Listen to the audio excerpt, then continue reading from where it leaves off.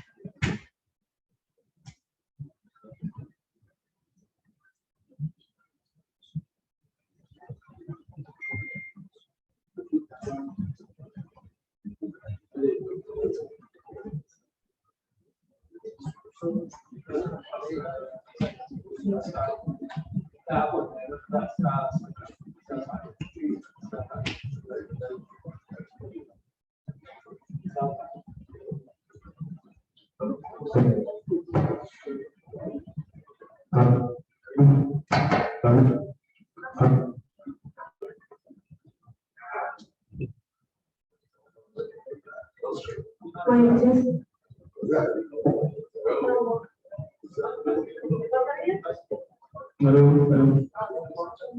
الله الرحمن الرحيم والحمد لله والصلاة والسلام على رسول الله. السلام عليكم ورحمة الله وبركاته.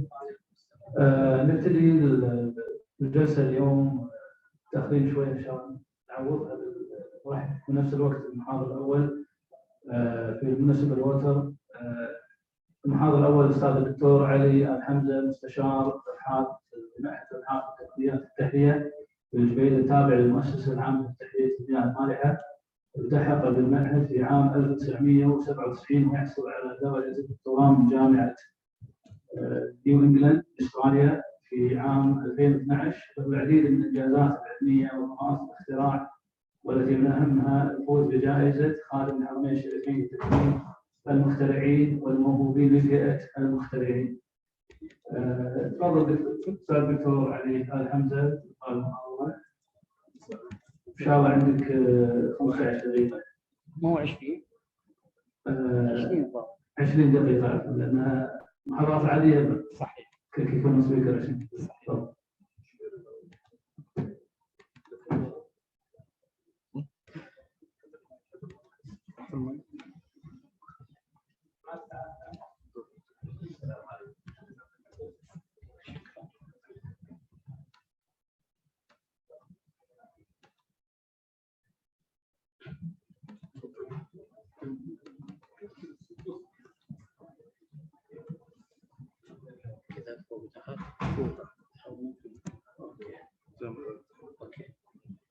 السلام عليكم ورحمة الله وبركاته.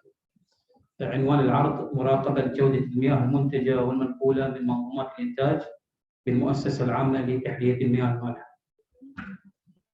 محتوى العرض إن شاء الله في تقريبا 8 بنمر عليها مرور سريع إن شاء الله وباختصار إن شاء الله.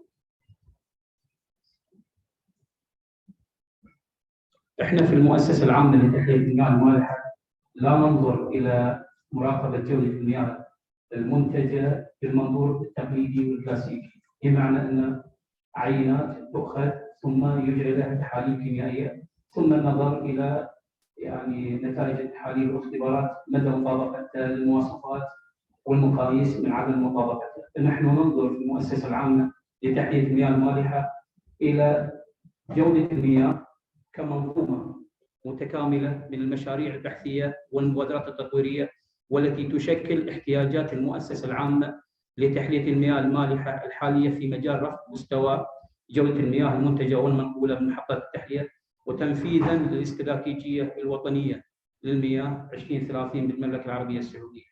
طبعا هذه المنظومة تحتوي على تطوير برنامج مراقبة جودة المياه المنتجة والمنقولة، أيضا تطوير نموذج ثيرموديناميكي متقدم خاص بأنظمة نقل المياه. طبعا عندنا منظومات إنتاج ومنظومات نقل المياه، هذه تنقل المياه إلى المناطق الداخلية في المملكة مثل الرياض، المدينة المنورة، الجسيم. لذلك عندنا منظومة نقل. أيضا رفع مجموع الأملاح الزائدة الكلية TDS للمياه المنتجة والمنقولة لتكون مطابقة للمواصفات والمقاييس المعتمدة. تطوير نموذج حركي لتحسين المعالجة النهائية للمياه المنتجة، الدراسات الخاصة بتقييم واستخدام مادة ثاني أكسيد الكلورين دايوكسيد كمادة معقمة وبديلة عن غاز الكلور. مبادرة لتطبيق بعض النماذج الرياضية المعتمدة عالميا لقياس مؤشر جودة المياه. هذه طبعا كلها منظومة متكاملة لمفهوم جودة المياه في المؤسسة. مقدمة عن برنامج مراقبة جودة المياه المنتجة من محطات التحلية.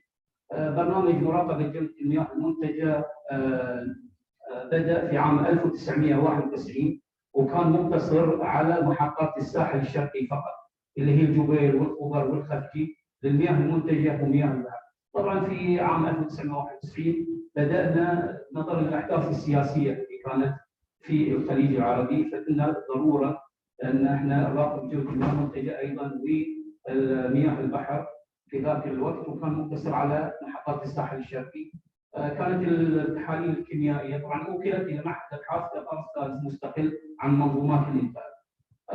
كانت تجرى التحاليل الكيميائيه شهريا مره واحده شهريا للمياه المنتجه ومياه البحر، وكانت هذه التحاليل تشمل اللي هي العناصر السامه اللي هي الارسنيك والسيلينيوم والميركوري والكروميوم والليد والكادميوم. طبعا هذه العناصر اخترناها في ذاك الوقت، اسباب اختيار العناصر هذه لانها على سميه بين التوكسيك إليمنتس الموجوده في مياه البحر.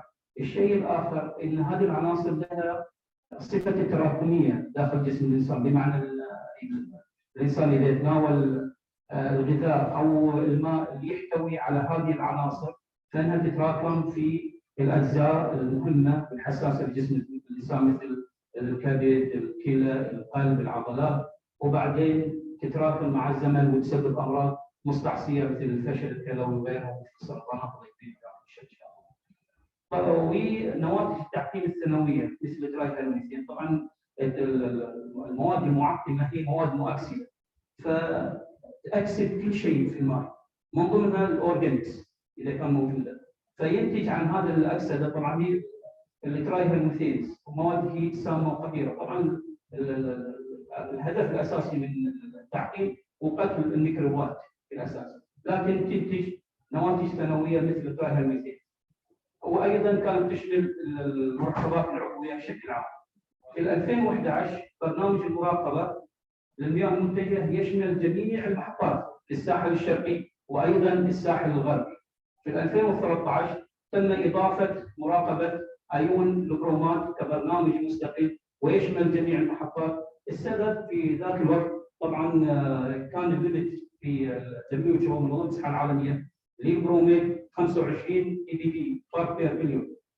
في 2009 2010 تقريبا خفضت WHO البرومات تركيز البرومات من 25 اي بي بي الى 10 اي بي بي، ولذلك تباعا لهذا التغيير ايضا المواصفات المقاييس السعوديه ايضا خفضت تركيز البرومات الحد الاعلى تركيز البرومات الى 10، وكانت من ضمن منظومات الانتاج او جهات الانتاج للمياه اللي يشملها هذا التغيير في المؤسسه العامه لاستكمال مالها، ولذلك اوجدنا برنامج مستقل فقط لمراقبه البروميت في ذاك الوقت. في 2018 حقيقه بدا الفكره تطوير برنامج مراقبه جوده المياه. تطوير برنامج مراقبه جوده المياه طبعا لما بدينا في التطوير في 2018 وبدينا فيه في التطبيق في 2019 في 4 اركان اساسيه في التطوير. الركن الاول ان يكون البرنامج برنامج مراقبه جوده المياه قادر على اجراء جميع التحاليل الضروريه واللازمه للمياه المنتجه من محطات التحليه بدقه ومصداقيه عاليه للتحقق من مطابقه المواصفات المقاييس المعتمده محليا وعالميا. طبعا تشمل جميع البارامترز الموجوده في المواصفات المقاييس سواء العالميه او المحليه مثل التحاليل الكيميائيه والفيزيائيه والحيويه الاساسيه، المغذيات، النيوترينز، العناصر الثقيله. احنا ذكرنا فقط في البدايه ان احنا نراقب 6 عناصر، الان نراقب 28 عنصر. المواد العضويه بشكل عام، نواتج التعقيم الثانوي اللي ذكرناها ثلاثي هاليدات الميثان الترايهالميثينز والترايهاليو اسيتيك اسيد، البروميت، كلوريت، كلورايد.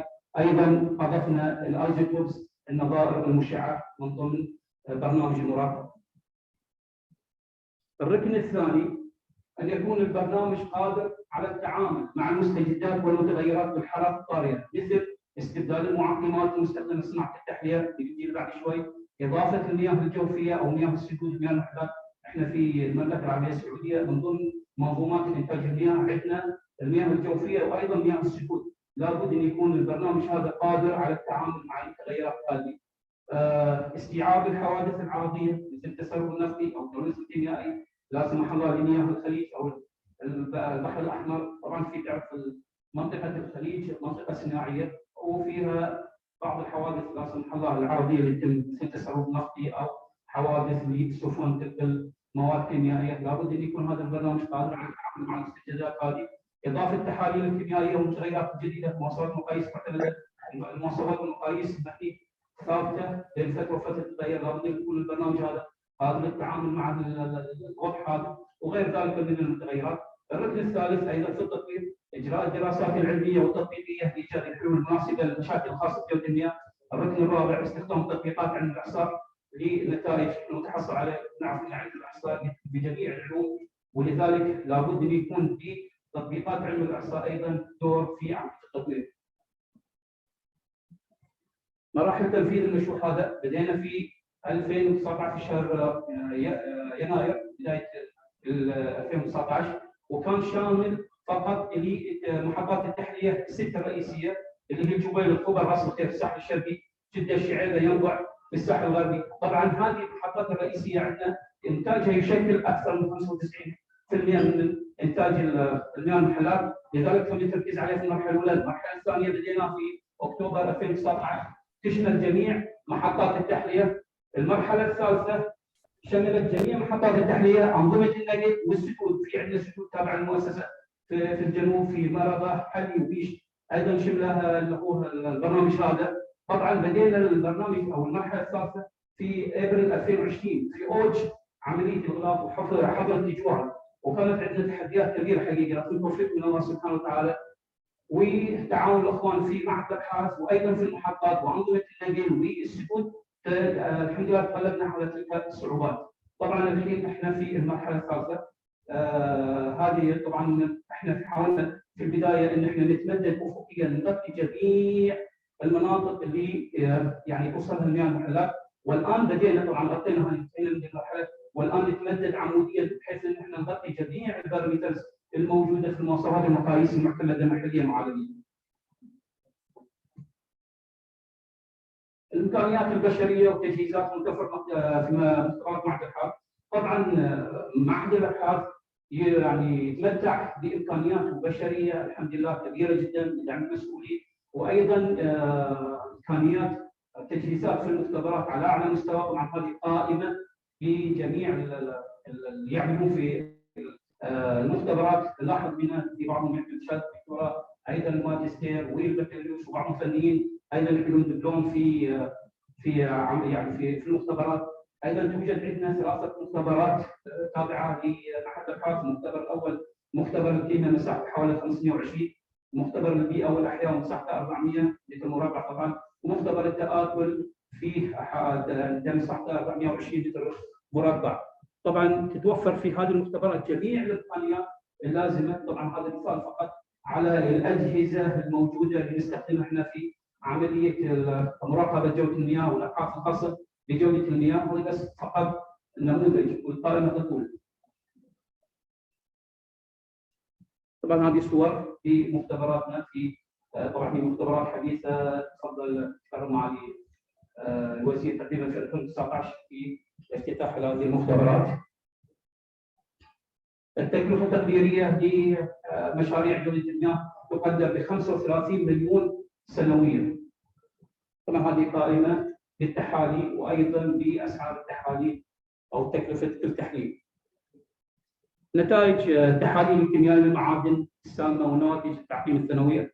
انا باعرض مختصر لنتائج التحاليل الكيميائيه هذه الميتالز المعادن الثقيله ونواتج التعقيم الثانوي PHMs خلال 20 سنه من عام 1998 الى 2018. هذا الجدول يختصر جميع النتائج اللي حصلنا عليها خلال 20 سنه لمحطات الساحل الشرقي، جبيل، والخبر والخرجي. نقدر نقرا يعني كيف نقرا الجدول هذا المختصر من 2004 الى 2006 ومن 2008 الى 2012 ومن 2014 الى 2018 لم نرصد احتواء المياه المنتجه على اي ملوث بالمعادن الثقيله او نواتج التحقيق السنويه. تقريبا 13 سنه من 20 سنه يمثل تقريبا سنتين اي 67%. لم نرصد اي ملوثات سواء في التوكسيك اليمنتس او الترايهالوميثينز.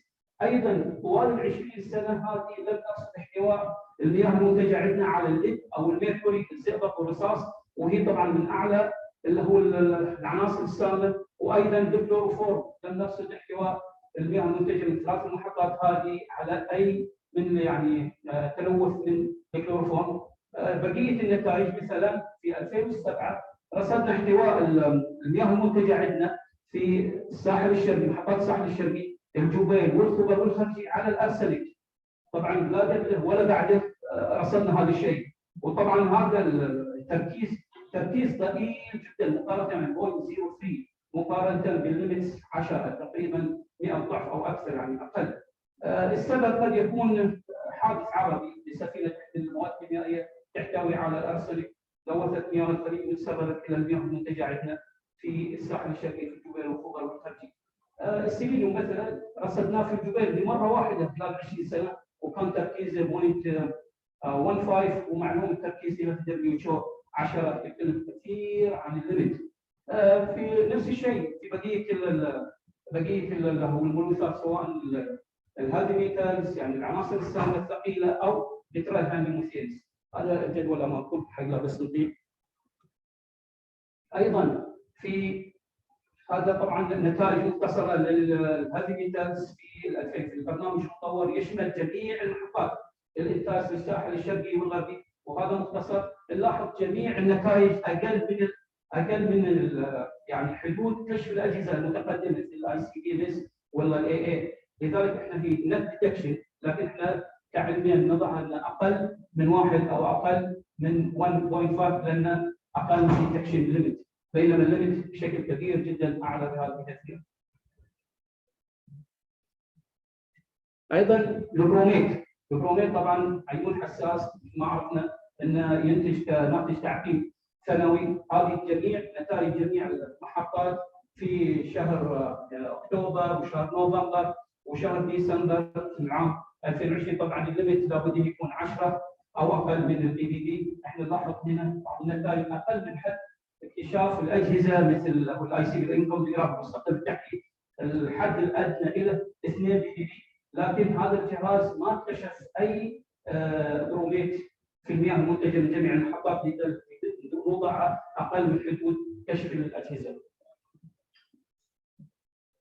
وكذلك الترايهانديموثينز لجميع المحطات. هذا التوتال لابد ان يكون اقل من 1 بي بي بي. جميع المحطات اقل من 1 بي بي بي. بعض المنجزات التي تم تحقيقها في مشروع مراقبه جوده المياه. اول منجز ان تم مراقبه جوده المياه في نطاق لاول مره في تاريخ المؤسسه يتم مراقبته في مناطق داخليه مثلا في المنطقه الجنوبيه. نراقب الان صبيه، خميس الشيخ، ابها، وهذه لاول مره في منطقه المدينه المنوره، الحناكيه، محافظه الحناكيه، بدر، مهدي الذهب، ودي هذه لاول مره. ايضا في منطقه القصيم، محافظات منطقه القصيم مغطيه ومشموله ببرنامج الجوده. ايضا في المنطقه الشرقيه مثل المعيريه، حفر الباطن، وكثير من النقاط اللي لاول مره تراقب في تاريخ المؤسسه. طبعا الحين نراقب حوالي 78 نقطه مراقبه، وهذا عدد كبير جدا يعني يحتاج الى مجهود ولي يعني متابعه بشكل كبير. ثاني منجز نقدر نتكلم عنه هو نجاح رفع تركيز الاملاح الذائبه الكليه تي دي اس في المياه المنتجه. محطات راس الخير طبعا نعرف ان احنا WHO منظمه الصحه العالميه والمواصفات المحليه لابد ان يكون مجموع الاملاح الذائبه من 100 الى 1000. كانت تقريبا قبل المشروع هذا تقريبا في حدود 60 الى 80. تمكنا الحمد لله من رفعها بعدين في طبعا في 29 4 19 2019 رفعها الى التارجت على حسب مواصفات مقاييس دون اي تكاليف اضافيه ابدا، وهذا يعتبر منجز يعني نفتخر فيه في المؤسسه. ايضا طورنا نموذج ثيرمودايناميكي لانظمه النقل باستخدام الجبس فري انرجي. طبعا الجبس فري انرجي داله ثيرمودايناميكيه معروفه ولها ميزات متقدمه في دراسه الانظمه الكيميائيه، وايضا توقع العمليات الكيميائيه التي تحدث اثناء نقل المياه المنتجه. انا بس اضرب لك مثال على الموضوع رفع التي دي اس في المياه المنتجه في راس الخير. طبعا هذا يمثل بس كنموذج لما رفعنا التي دي اس من 80 الى 150 تقريبا، وبالضبط ايش العمليات اللي بتتم داخل منظومه الانتاج او النقل للمياه هذه. فنشوف اثر رفع التي دي اس فقط. هذا طبعا لما كان الفري انرجي عندما كان التي دي اس 80 وعندما رفعناه الى 150. هذا الاثر على تكون كالسيوم الكربونات لحفظ الطبقه المبطنه للانابيب، القسم البطن الانابيب من عمليات التآكل، ولذلك لسلامه الانظمه. لاحظ هنا بعد نفس الشيء التاثير كان قليل جدا، لكن تاثير مثلا البي اتش من البي اتش 8.6 او بي اتش 8 الى 8.6 نشوف التغير هذا اكبر من تغير التي بي اس. ايضا تغير درجه الحراره من 25 الى 50 كان اكبر في، فلذلك احنا نقدر من خلال الموديل هذا نعرف وش العمليات اللي تتم ونتوقع وش المشاكل اللي تتم، ولذلك نقدر طبعا. ودرسنا الكربونيك اسيد سيستم، وهذا طبعا من اصعب ومن اعقد الانظمه الطبيعيه الموجوده. نشرنا ورقتين علميتين في مجالات علميه عالميه محكمه، الاولى خاصه باستخدام الكلوريد دايوكسيد في عمليه تعقيم، والثانيه خاصه بتطوير موديل لتحسين المعالجه النهائيه للمياه المنتجه. طبعا المؤسسه الحين تعمل على تحول لثاني اكسيد الكلور، فهذه قائمه بمشاريع التحول لجميع المحطات والانظمه. الخلاصه بالاعتماد على مواصفات المقاييس المعتمده محليا وعالميا لمياه الشرب غير المعبات، اظهرت نتائج التحليل الكيميائي الاساسيه، نتائج الكيمياء الاساسيه ونتائج التحليل الثانوي والمعادن الثقيله ان المياه المنتجه من منظومات الانتاج المؤسسه العامه لتحليه المياه المالحه مطابقه لمواصفات المقاييس المعتمده، وان اغلب النتائج مثل ما شفنا من ضمن النماذج او الامثله كانت ادنى من حدود كشف اجهزه التحليل المتقدمه مثل جهاز الامتصاص الذري جهاز الانبعاث الذري الاي سي بي نس، ايضا جهاز الكروماتوجرافي اللي هو الجي سي ان اس، وايضا الاي سي الكروماتوجرافي. التوصيات الاستمرار في تطوير برنامج مرقد جوده المياه حسب ما هو مخطط له، نوعا وكما اجراء الدراسات البحثيه الخاصه بجوده المياه، ايجاد حلول مبتكره لمشاكل جوده المياه. شكرا لكم.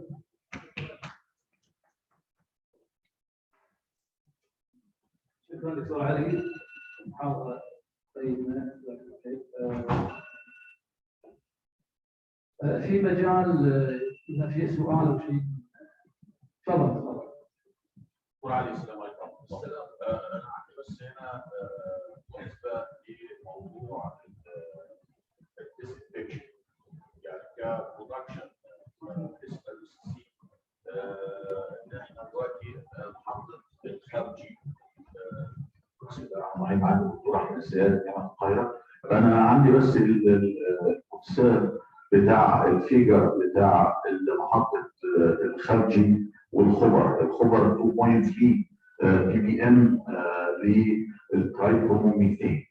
فطبعا انت مستخدم ديسانفكشن للكلورين از كلورين جاز CL2، فبالتالي ده يمكن البرودكت بتاع الكارسينوجينيك بتاع الترايبروميثين.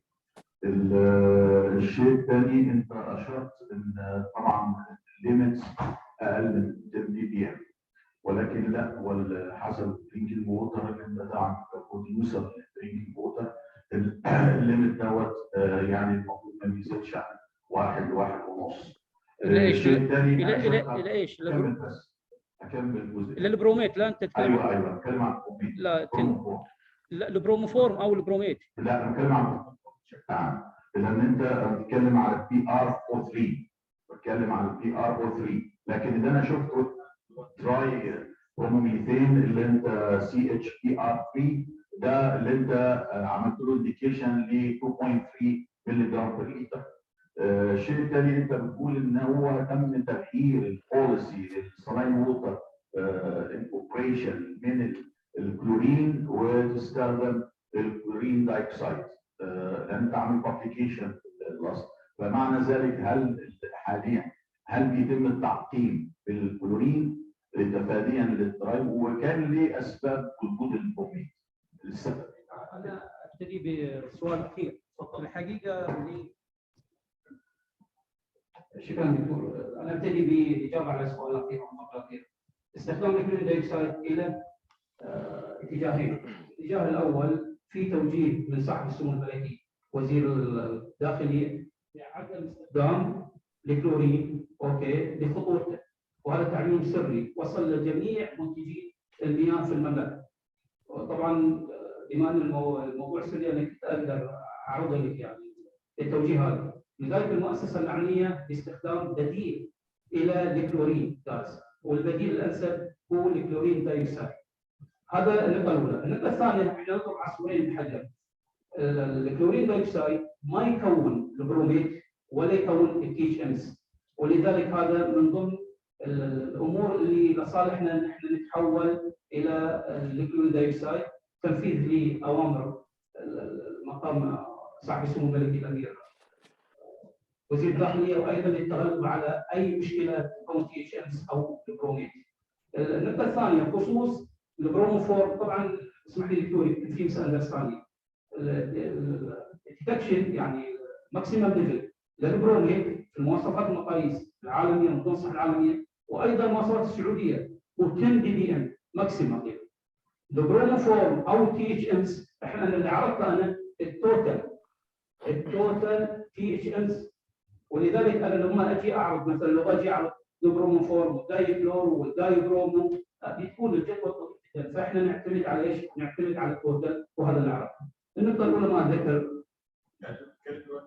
على التوتال على جميع المركبات الاربع، هذا التوتال. لذلك ما قلت لو باجي اعرض على البروموفورم او الكلورفورم او الدايبرومو او الدايكلورو، اوكي دي يصير عندي قائمه طويله جدا وانا عرفت التوتال. النقطه الاولى دكتور في شيء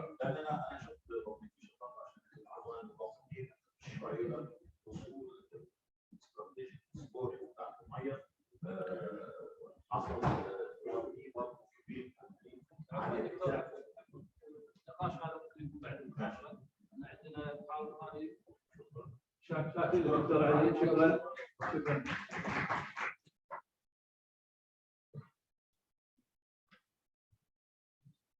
متحدثنا الثاني أحمد العازمي. الدكتور أحمد has accomplished a bachelor degree in geography and a master degree in applied geoscience and GIS, Kuwait University. He has worked in a research paper with the Hydrological Division at Kaiser. The author worked as a geographical instructor at the Ministry of Education, Kuwait, and he has secured a scholarship by his employer to accomplish a PhD in a water resource management, University of Leeds, UK. Dr. Ahmed, you have 15 minutes. I hope you stick to the time. Floor is yours.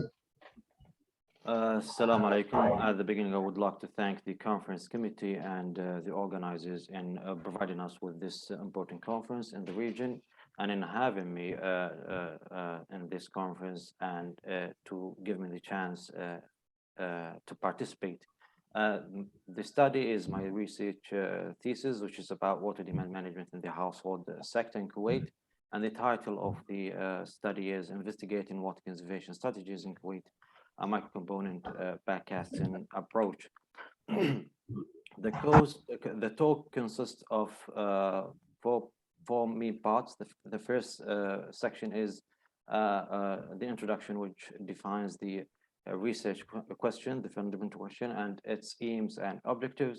And the second is the methodology, as we adopted the quantitative model construction approach that has three phases. The first phase is the building of the business as usual demand forecast, as known as the current situation forecast. And the second phase is the generation of the macro-component model. And the last phase is backcast modeling, setting out the backcast target, the desired future, and establishing the backcast scenarios.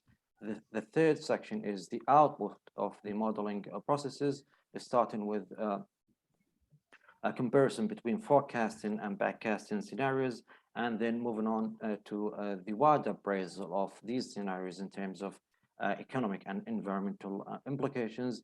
And the last thing is the definition of the measures needed to reach the backcast target, the desired future.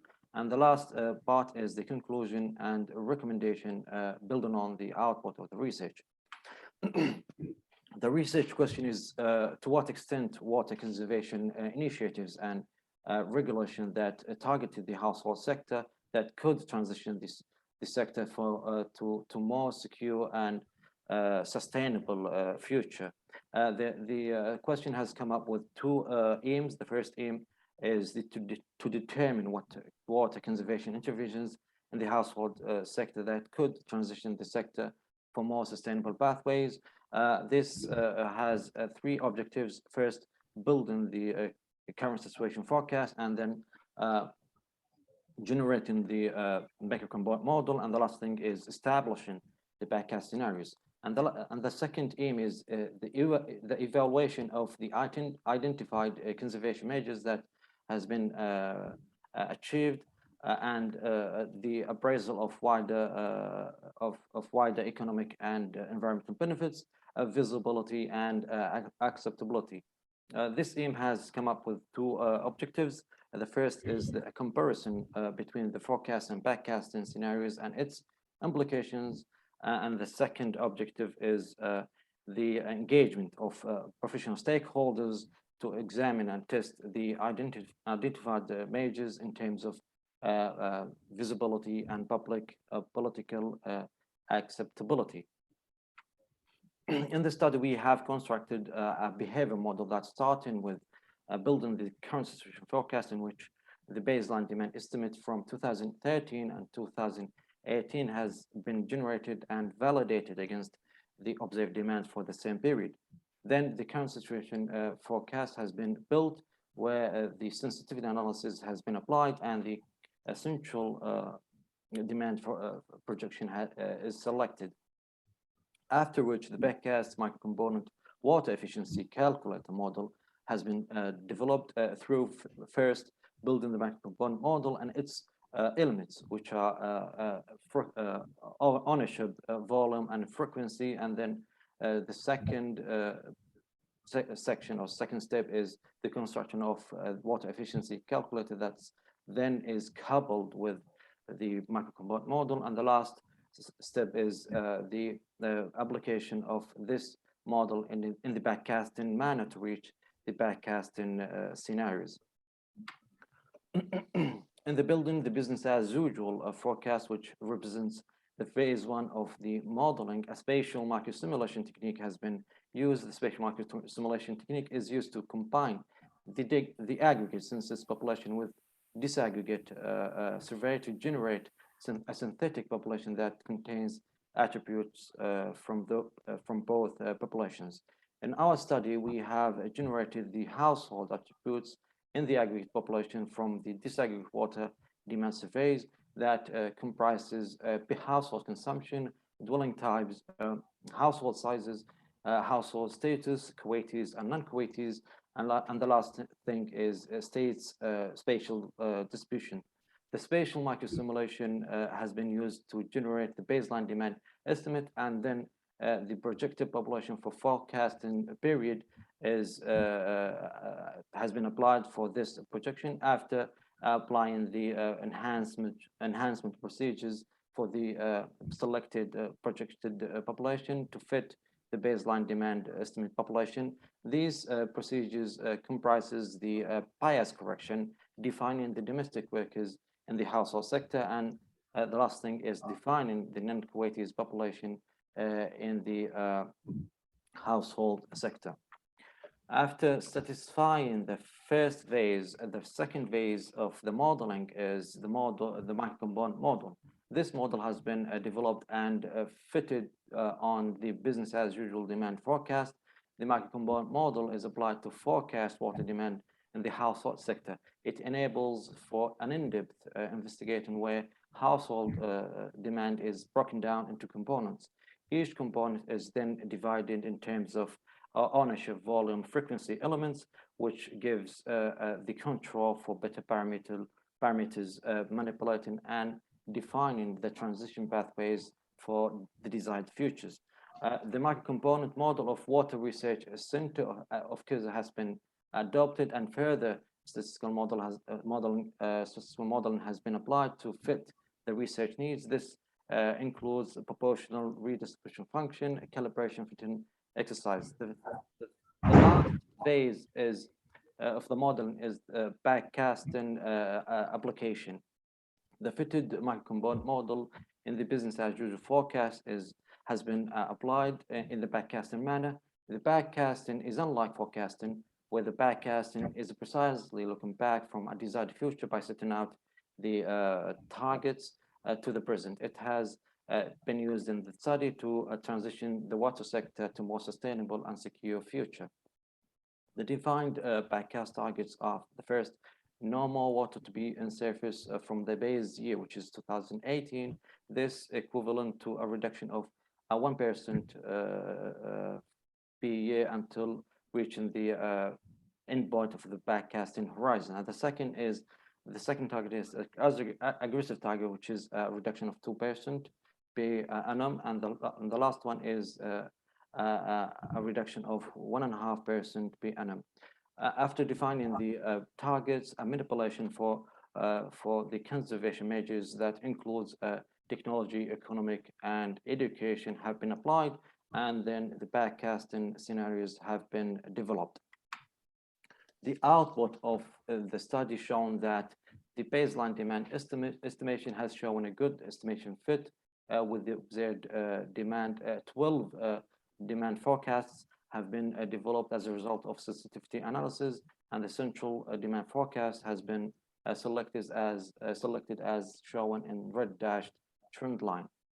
In central demand forecasting, the demand is mainly driven by Kuwaiti household, as Kuwaiti household consumption is much higher than the non-Kuwaitis. Thus, the aggregate demand growth is driven by the Kuwaiti households. This figure shows and illustrates the market component water efficiency calculator model and its elements. The table on the left is the components of water for each household. It shows the volume and frequency elements, whereas the table on the right shows the ownership and ownership elements that which are the ownership of efficient appliances. And in the middle is the model manipulation processes. In terms of backcast and development backcasting scenarios, two packages have been developed for each target. In the first target, which is no more water to be in surface from the base year, the first package is the high market penetration of shower appliances, and the second package is high market penetration of shower and toilet appliances. The demand in this target has been kept as 2018 demand, which is equivalent to 457 million cubic meter at 2050. The second target, which is the moderate target, which is 1.5% reduction. The first package is the high market penetration of half of household components, and the second package is a relatively high market penetration of half of household components, plus the introduction of water pricing, the economic measure for non-Kuwaitis household. The demand has been reduced to reach 345 million cubic meter at the end of the backcasting horizon. And the last target, the aggressive one, the first package is the high efficient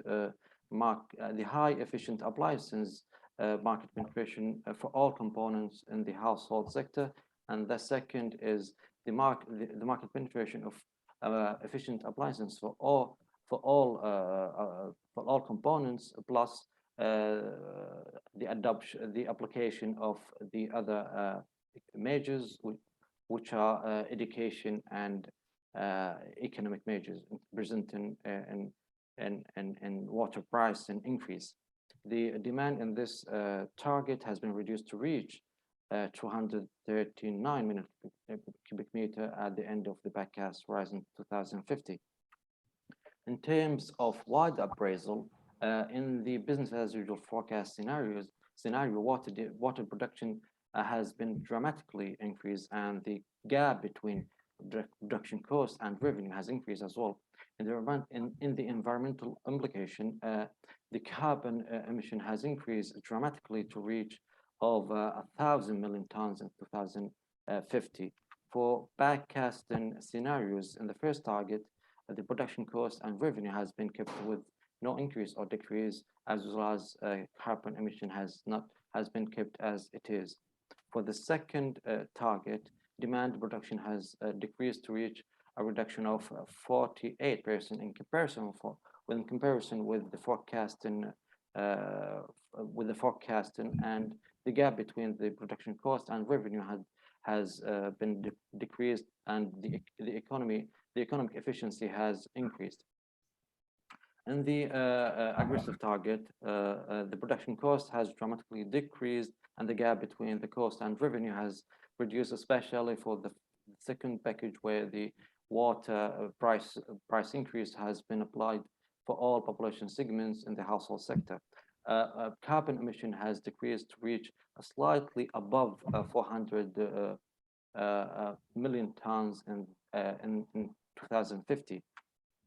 The aim of the study is to inform policymakers and authorities of possible transition pathways option to test the visibility. Dr. Hamid, budget To test the visibility and acceptability, technology options have been introduced in all scenarios pathways, as the economic options are very hard to implement for legislation and political reasons.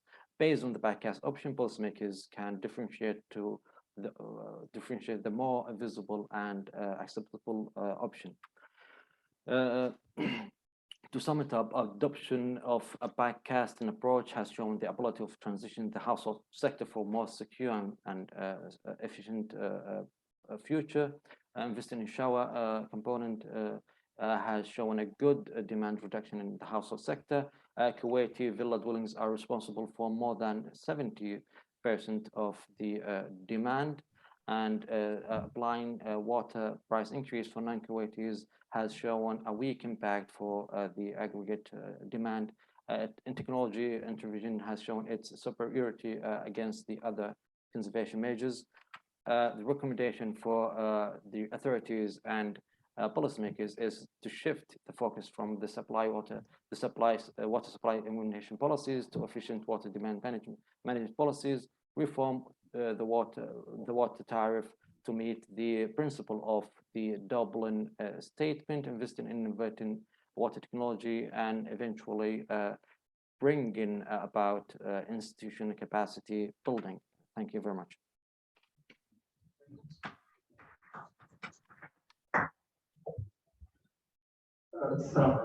في أي أحد عنده استفسار دكتور أحمد؟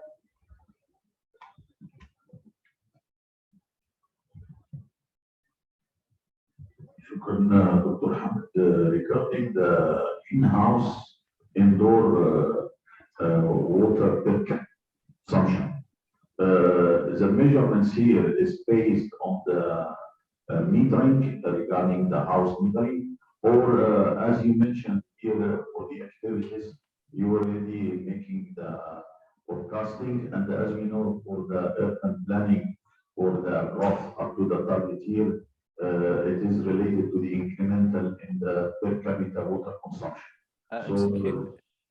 Excuse me, the voice is not clear, as there is an echo in the room, please. So if you can you make it clearer, or just type your question down? And I can't hear you very well. Okay. Yeah, I can hear, but the echo is the voice is not clear. Okay, I am talking about the indoor household per capita consumption. Regarding the activities, as you shown here in the shower, in the Kuwaiti villas, and also the dwelling residential plots for the residents and Kuwaitis, and also regarding the reduction of the per capita demand.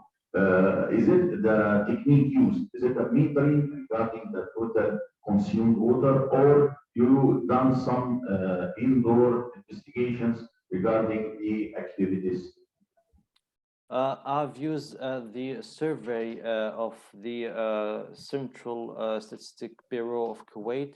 It's a study that is of actual demand for indoor and outdoor consumptions.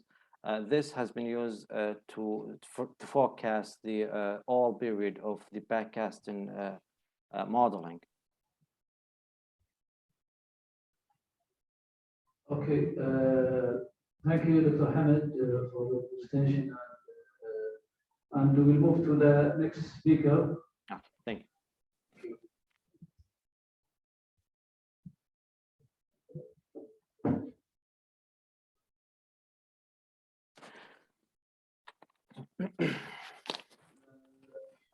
speaker is Mr. Sadiq Sulaiman. Is he available? Yeah. He's online or online? Okay, because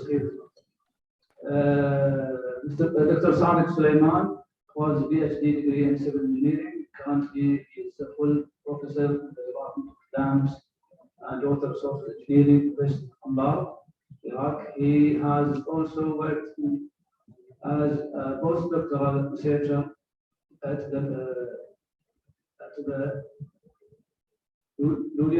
Riyadh University of Technology, Sweden. Dr. Sulaiman has published more than 40 publications and collaborated by subject editor reviewer for different international journals. His current research focus on rainfall runoff, stochastic hydrology, and sediment transportation and hydrosystems engineering. Dr. Saleh, the floor is yours. You have 15 minutes. شكرا جزيلا. بسم الله الرحمن الرحيم. الحمد لله رب العالمين والصلاة والسلام على سيدنا محمد وعلى آله وصحبه أجمعين. السيد رئيس وأعضاء اللجنة الجلسة المحترمين، السادة الحضور الكرام، السلام عليكم ورحمة الله وبركاته. بحثي بعنوان الإدارة المثلى لمصادر المياه المتعددة لتزويد شبكات. البرزنتيشن مو طالع عندنا. ممكن حقيقة يعني ما أعرف شلون أظهر البرزنتيشن. إذا أيوة ما أعرف شلون أظهر البرزنتيشن. شير أوكي.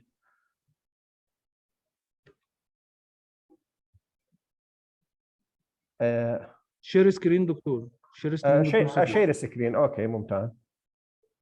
اضغط حضرتك شير باللون الاخضر. ايوه شير. تمام اوكي ممتاز. تفضل. شكرا جزيلا. بسم الله الرحمن الرحيم. بحثي بعنوان الإدارة المثلى لمصادر المياه المتعددة لتزويد شبكات توزيع مياه الشرب في المدن الصحراوية، مدينة الرياض مغرب العراق كحالة دراسية. طبعا تعتبر المياه هي مصدر الحياة وتوفرها أساس لتطور المدن، وهو ضرورة ملحة لتحقيق أهداف التنمية المستدامة. ويتعاظم دور الماء خاصة بالنسبة لسكان المناطق الجافة التي لا تحوي أنهارا دائمة الجريان، والتي تعاني من شحة الأمطار وأيضا قلة المياه الجوفية صالحة للشرب والري. ومع زيادة عدد السكان في هذه المدن وتعاظم الاحتياجات المائية لها نتيجة التطور في الحياة الحضرية، أصبح الفرق بين إمدادات المياه والطلب عليها واضحا بشكل متزايد. تتضمن الإدارة السليمة لموارد المياه تحليل مشكلات توريد المياه لشبكات توزيع مياه الشرب وإجراء عمليات تحسين وفقا لتوافر هذه المصادر وتنويعها.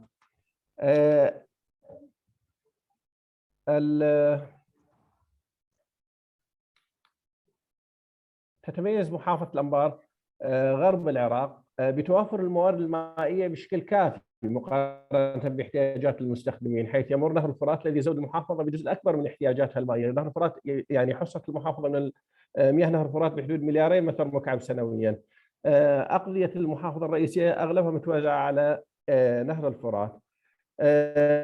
لكن المشكلة أنه توزيع الموارد المائية بالمحافظة غير متوازن مع كل مدن المحافظة، حيث أن المدن الصحراوية غرب الأنبار والبعيدة عن نهر الفرات تعاني من موضوع توفير مصادر المياه لتغذية شبكات توزيع مياه الشرب، وأصبح الموضوع ملحا بعد الزيادة السكانية وتوسع المدن في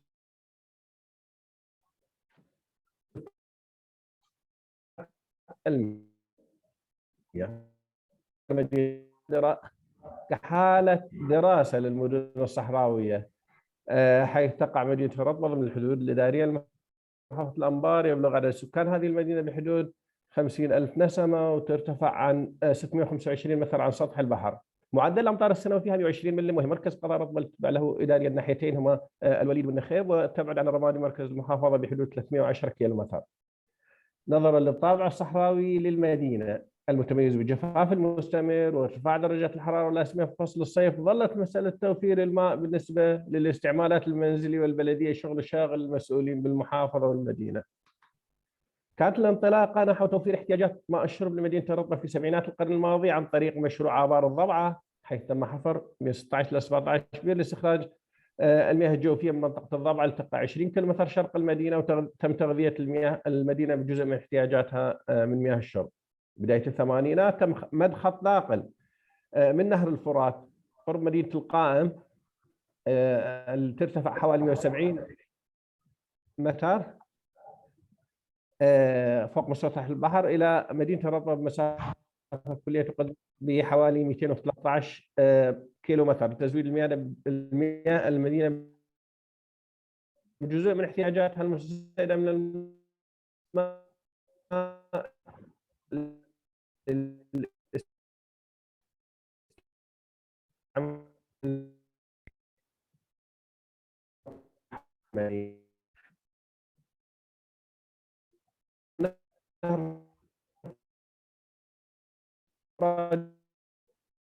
جنوب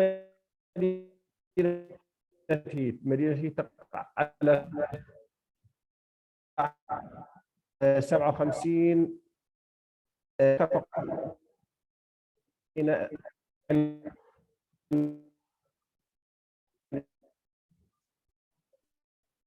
قد يكون يعني سيء بعض الشيء.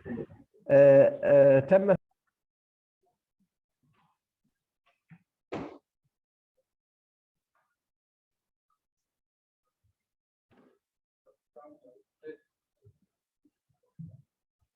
دكتور سليمان اذا اسمعني، لاحظ النت عندكم ضعيف شويه. صح؟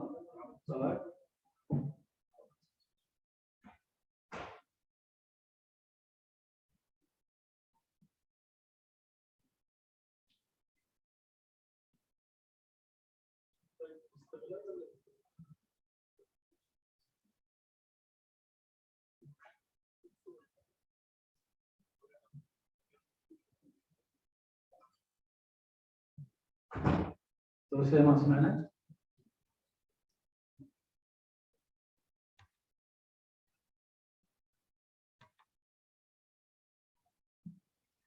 دكتور ميوت لو سمحت، ميوت للصوت لو سمحت.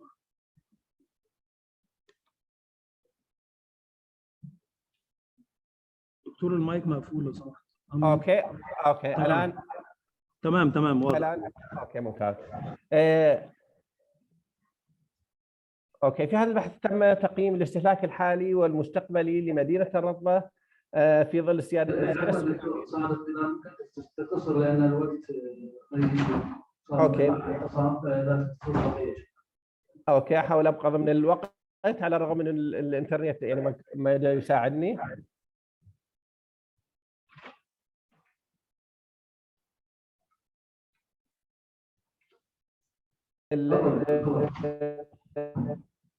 اوكي تم في هذا البحث الحالي والمستقبلي لمدينة الرطبة في ظل الزيادة السكانية للفترة من 2020 إلى 2030، حيث تم تقييم تجهيز الماء للمدينة تم خلال مصادر التجهيز الرئيسية واللي هي سد الرطبة والخط الناقل قرب القائم والخط الناقل قرب هيت وآبار الضبعة. تم بناء النموذج الرياضي والبحث عن الحل الأمثل، وتم تقييم التكاليف والأرباح الممكن تحقيقها خلال اقتراح أكثر من سيناريو للتجهيز المائي. في هذه الدراسة تم تجميع بيانات الخطوط الناقلة للمياه إلى مدينة الرطبة، وهي الخط الناقل من مدينة هيت.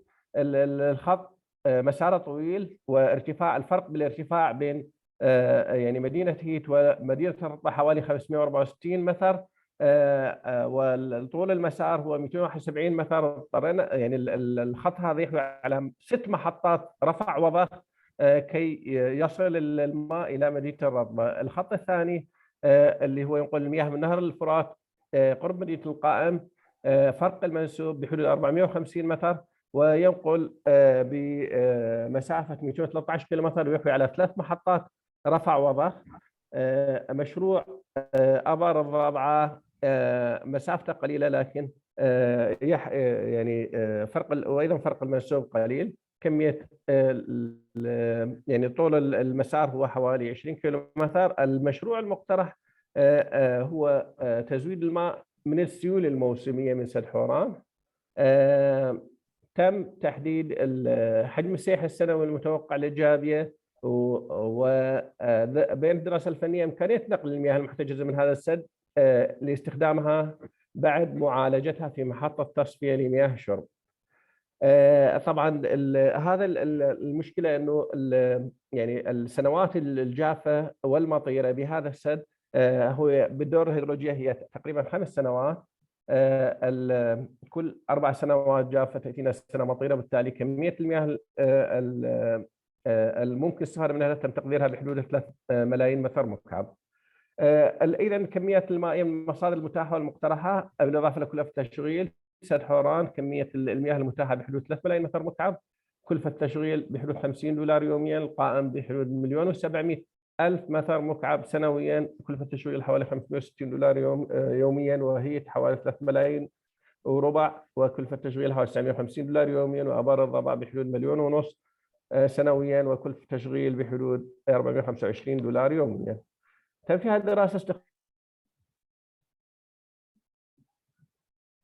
هذه المدينه وتقدير الاحتياجات المستقبليه، وكذلك كلفه التشغيل والاجور اليوميه للعمال مع كلفه تشغيل المضخات والمولدات الكهربائيه.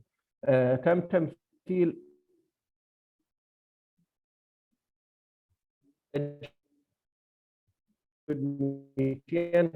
لتر باليوم. اما مثلا المشاريع الثلاثه اللي موجوده حاليا بالاضافه الى المشروع المقترح الذي قدرت كلفة إنشائها بحدود $8 ملايين على أن يتم تسجيلها بفترة الدراسة اللي هي 10 سنوات. النتائج والمناقشة: تم اقتراح أكثر من سيناريو لمحاكاة تزويد المدينة في ظل النمو السكاني وزيادة الطلب على المياه للسنوات ال10 القادمة، حيث وجدنا أن كمية الطلب السنوي للمدينة تفوق المعروض السنوي لكل مصدر على حدة، ذلك من الضروري اعتماد أكثر من مصدر في نفس الوقت لتغطية هذا الاحتياج. السيناريو المقترح الأول يفترض استخدام آبار الضباب بالتزامن مع سد حوران. نجد أنه العائدات الاقتصاديه لفتره 10 سنوات تصل الى حوالي $9 ملايين، حيث تم الحساب عن طريق طرح الارباح الكليه الناتجه من جبايه اجور الماء السنوي من الكلف التشغيليه للمشروعين، مضافه لها كلفه انشاء مشروع ماء سد حوران. يمثل هذا السيناريو بديل مستدام لتزويد المدينه بمياه دون الاعتماد على مياه نهر الفرات الذي يبعد مسافه كبيره. وعلى الرغم من ذلك قد سجل هذا السيناريو ايضا عجز مائي بحلول 2030، حيث ان الكميه المائيه المتوفره طبعا نتيجه الزياده السكانيه، حيث الكميه المائيه المتوفره هي 3.38 مليون متر مكعب، في حين انه الطلب السنوي هو 4.43. السيناريو الثاني تم اقتراح استخدام الخط الناقل من الفرات قرب القائم شمال شرق المدينه بالتزامن مع استخدام سد الرطبه. التكاليف للبديل الاول طبعا منخفضه بعض الشيء، لكن يعني الموقع الاول منخفض بعض الشيء، لكن الكميه المتوفره ايضا محدوده. سجل هذا السيناريو ارتفاع يعني ايرادات صافيه بحدود 4 ملايين ونص، مع احتماليه تعطل جزئي لامدادات المياه على المدينه نتيجه توقف عمل خط القائم نتيجه عطل احد محطات الرفع او تجاوز على الخط الناقل. مشكله هذا الخط انه يمر بمنطقه صحراويه ذات تضاريس وعره. السيناريو الثالث تضمن استخدام خط الضخ الناقل نهر الفرات قرب مدينه هيد مع يعني مع آبار الضبعة. المشكلة أنه أيضا الأرباح كانت قليلة، وهناك احتمالية تعطل إمدادات المياه بشكل جزئي على المدينة عند حصول عطل في أحد محطات الرفع الكثيرة أو الستة اللي موجودة على طول الخط الناقل، أو في حال تجاوز على الخط الناقل نفسه. الاستنتاجات والتوصيات: أظهرت النتائج أن السيناريو الأول المتمثل باستغلال المياه الجوفية مع حصاد مياه الأمطار أعطى صافي أرباح كلي أكبر مقارنة مع مراعاة حصول عجز مائي في نهاية فترة الدراسة، نظرا لعدم كفاية الوارد المائي عام 2030، متطلب التوسع في استغلال مشاريع الأمطار عن طريق عمل سدود على المجاري الأودية القريبة، وأيضا استكشاف واستغلال مكامن المياه الجوفية العذبة مما يدعم الماء المستدام للمدن الصحراوية.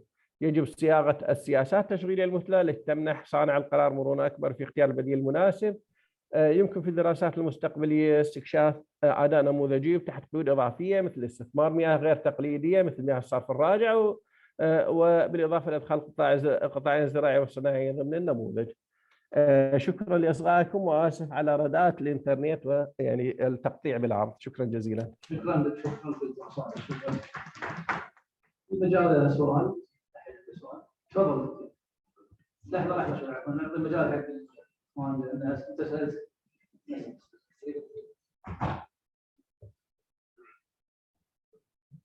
السلام عليكم ورحمه الله. شكرا دكتور صالح على العرض. كان سؤالي فقط في السيناريو الاول اذا اتخذته كسيناريو الافضل بالنسبه لتحقيق الاصوات العاليه الارباح. لكن سؤالي تواجهكم مشكله في عمليات التخزين، لان الكميات المياه اذا تركت في السد راح تتبخر مع الوقت، فتحتاج الى عمليات تخزين كبيره حتى تستطيع انك تستمر في امدادات المياه حتى تتكامل الدوره المائيه، الا اذا كان فعلا عندكم دوره مطيره مستمره بحيث انك تستطيع انك يعني ما تحتاج الى عمليات تخزين المياه. شكرا. شكرا جزيلا. الحقيقه سد حوران السعه التخزينيه ل 30 مليون متر مكعب كل 5 سنوات بدورته. طبعا هو هذه الدوره الهيدرولوجيه له 5 سنوات، كل 5 سنوات يسيل المسيل المائي مالته، لكن خلال هذه فتره ال5 سنوات نتيجه لعدم تغذيته، يعني احيانا السنه كامله ما يصير له تغذيه ينخفض المنسوب. مشكلته انه يعني احيانا يكون يعني تصبح المياه مالته بها يعني شيء من الطحالب وغيرها، نحتاج الى تنقيه يعني الى تصفيه، فلهذا كانت محطه التصفيه هي صاحبه الكلفه الاكبر، واحنا اخذنا فقط 3 ملايين، راعينا الموضوع، اخذنا فقط 3 ملايين متر مكعب منه سنويا. شكرا دكتور صادق. شكرا على المحاضره والاسئله. شكرا. ننتقل الان الى المحاضر الرابع.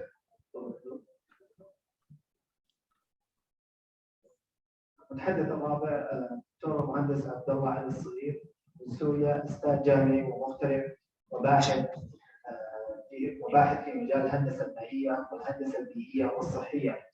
له عده ابحاث منشوره في مجلات محكمه، ويعمل محكما في عده مجلات، وله كتاب مطبوع في مجال معالجه مياه الصرف الصناعي في الوطن العربي، ويعمل حاليا في تركيا وفي شمال سوريا كمدير تنفيذي لمنظمه المهندسين السوريين WSTA للإعمار والتنمية، وكذلك مدير عاما للشركة للمقاولات والمشاريع المائية.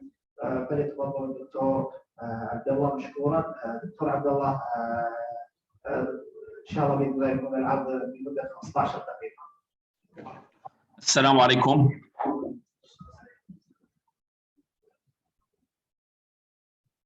صوتي يصل؟ واصل دكتور، واضح. العرض واضح؟ نعم واضح. السلام عليكم. بداية أشكر جميع المنظمين واللجان العلمية واللجان التنظيمية التي عملت على إعداد هذا المؤتمر. الصراحة أني أفتخر بمشاركتي معكم في هذا المؤتمر وبوجود نخبة من أمثالكم، وشكرا لكم، وأنا سعيد جدا بمشاركتي بهذا المؤتمر. وشكرا لكم لأنكم أعطيتوني هذه الفرصة لأشارك أيضا. سأتكلم عن كيف، كما نعلم أن سوريا شهدت كوارث وأزمات إنسانية منذ عام 2011 إلى يومنا الحالي. ليست سوريا فقط، الكثير من البلدان. طبعا هذا الأمر أثر بشكل أو بآخر على البنية التحتية للمياه، ولكن نحن كباحثين وكأكاديميين لا نكتفي بذلك، بل يجب أن يكون لدينا أرقام وإحصائيات عن الحالة المائية في سوريا بعد عام 2011. طبعا هذا البحث تم تحكيمه وتم نشره في مجلة المياه التابعة لوزارة المياه التركية، وهو في اللغة الإنجليزية البحث، ولكن سيكون الشرح إن شاء الله باللغة العربية. شكرا لكم. طبعا قبل عام 2011 كان نصيب الفرد من المياه في سوريا يتراوح بين 100 حتى 200 لتر. كان كل فرد في سوريا يحصل على 100 إلى 200 لتر، ولكن بعد عام 2011 هذا الأمر أصبح حلم لأي مواطن سوري أن يحصل على المياه بشكل عام. أخذنا منطقة في شمال سوريا، في حلب، في منطقة دار تعزة. هذه المنطقة فيها حوالي 100,000 نسمة، فيها نازحين حوالي 50,000 نسمة، يعني نصف تقريبا، وفيها هذه القرى مبينة في الجدول. سوريا مثل أي بلد عربي، التجمعات السكانية تتراوح، ممكن أن نرى تجمع سكاني فيه 1000 نسمة، وممكن أن نرى تجمع سكاني فيه 40,000 نسمة، وممكن 1,000,000 نسمة. طبعا هذه المنطقة المدروسة هي في محافظة حلب شمال سوريا، في أقصى اليسار هي منطقة دارة عزة. طبعا كانت الدراسة هي عبارة عن دراسة ميدانية قام بها فريق من المهندسين للتقصي عن كفاءة البنية التحتية الخاصة بالمصادر المائية في هذه المجتمعات. اعتمدنا المنهجية التي تعتمدها بشكل عام اليونيسف، ووضعنا معاملات تثقيل. مثلا التجهيزات الميكانيكية لها معامل تثقيل 55%، والتجهيزات المدنية حوالي 30%، و15% تجهيزات الكهربائية. وبيطلع لنا WSTA، هذا المعامل الذي يمثل كفاءة The Water Supply Infrastructure Efficiency، كفاءة البنية التحتية الخاصة بالمصادر المائية. طبعا موضوع معقد، ليس معقد ولكن به كثير من البيانات. مثلا عندما نتكلم عن موضوع التجهيزات الكهربائية نسأل هل يوجد عندما نتكلم مثلا عن موضوع التجهيزات الكهربائية أو الميكانيكية، مثلا نسأل هل يوجد مضخة؟ هل يوجد مضخة؟ هل يوجد مضخة احتياط؟ هل مضخة تعمل أم لا تعمل؟ طبعا كل التجهيزات بما فيها مضخات الكلور. ونفس الشيء ينطبق على الموضوع التجهيزات المدنية أو البنية التحتية الخاصة بالأعمال المدنية مثل الجراوند ووتر تانك، هاي ووتر تانك، وأيضا بالنسبة لأمور كهربائية حول الكبال. لذلك 3 مكونات رئيسية لدينا هي المكونات الميكانيكية والمكونات الكهربائية والمكونات المدنية الخاصة بمحطات المياه. تم طبعا هذه البيانات تم تحليلها وتم جمعها من قبل المهندسين بشكل دقيق. في موضوع مهم جدا دائما عند تقييم أي مصدر مائي، قبل أن نتكلم عن النوعية يجب أن يكون لدينا معايير وأرقام.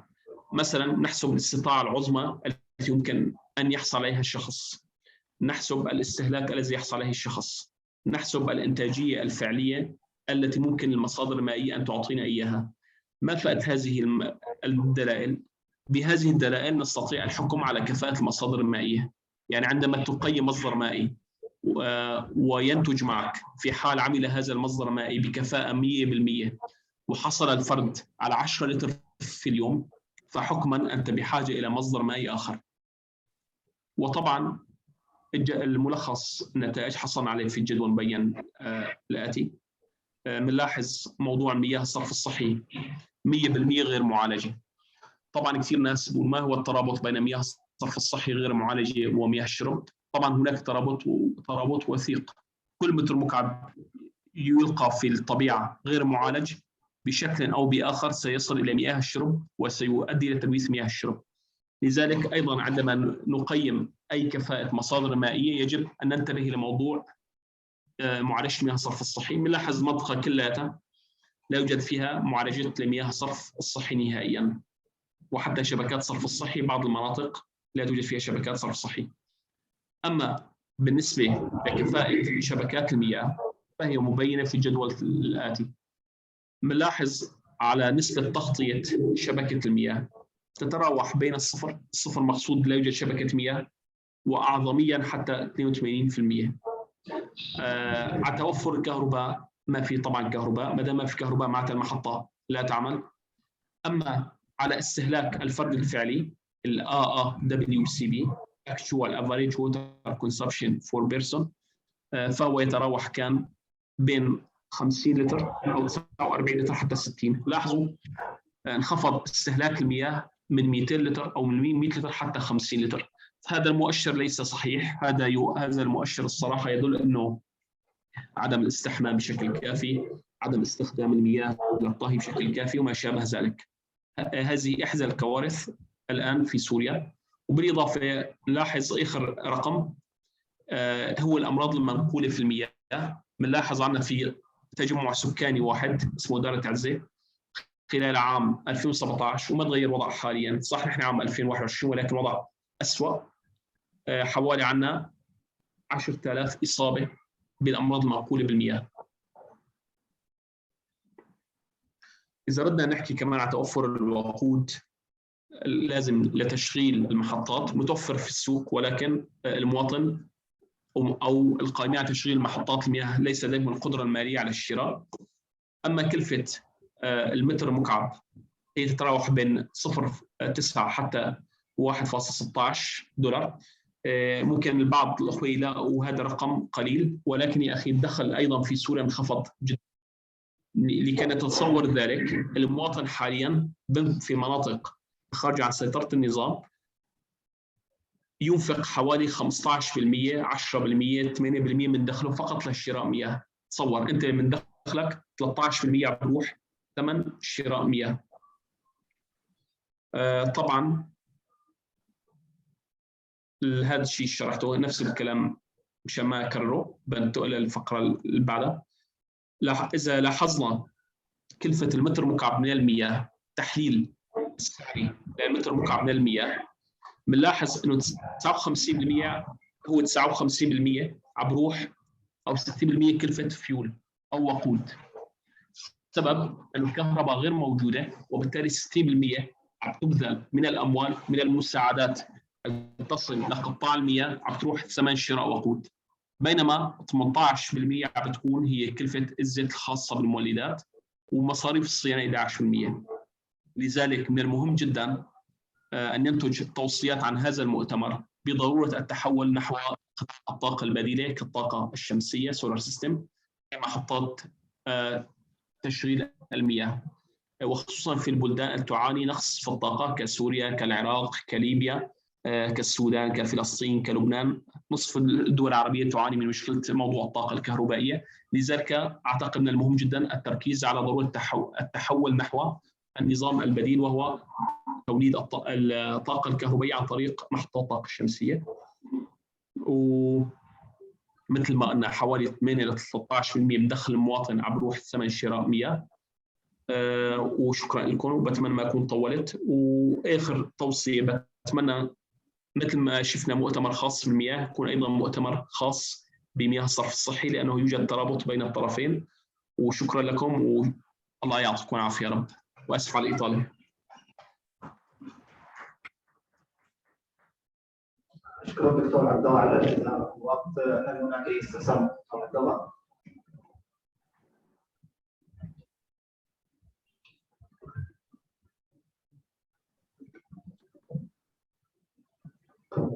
دكتور عبد الله الصغير الله يعطيك العافيه.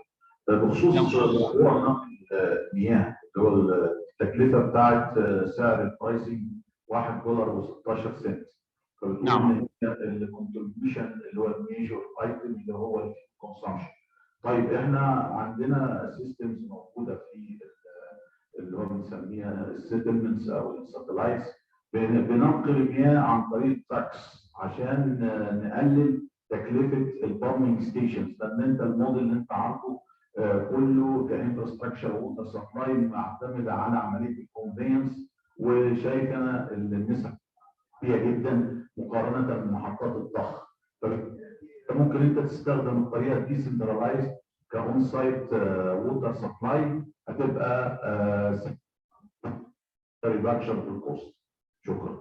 تمام اخي. حاليا في سوريا في يعني طريقتين رئيسيات الاهالي بيستخدموها في المياه. الاولى نقل مياه عن طريق الصهاريج. الطريقه الاولى نقل مياه عن طريق الصهاريج عم بتكون كلفه المتر مكعب حوالي 1.5 دولار. اما عن طريق محطات الضخ عم بتكون كلفه المتر مكعب اقل حوالي 0.8. الصراحه هي افضل طريقه لتزويد المياه حاليا في شمال سوريا هي استخدام منظومات الطاقه الشمسيه.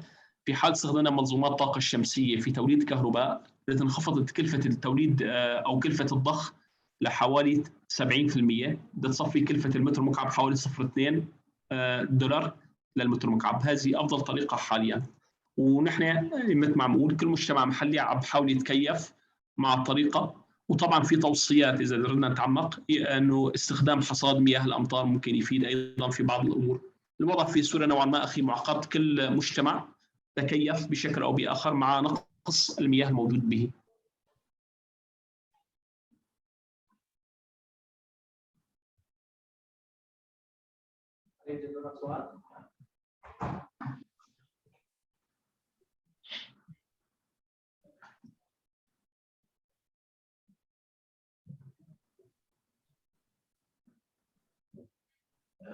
شكرا لك اخوي عبد الله على البرزنتيشن. بس السؤال الاخر اللي هو 60% بدل ما نقول 40% هذا كومبوننت. اخي الصوت غير واضح. اوكي، انا اتكلم الان على الكوست، بريك داون الكوست الووتر عندكم في سوريا 60% نعم. 60% انرجي و40% الادرس.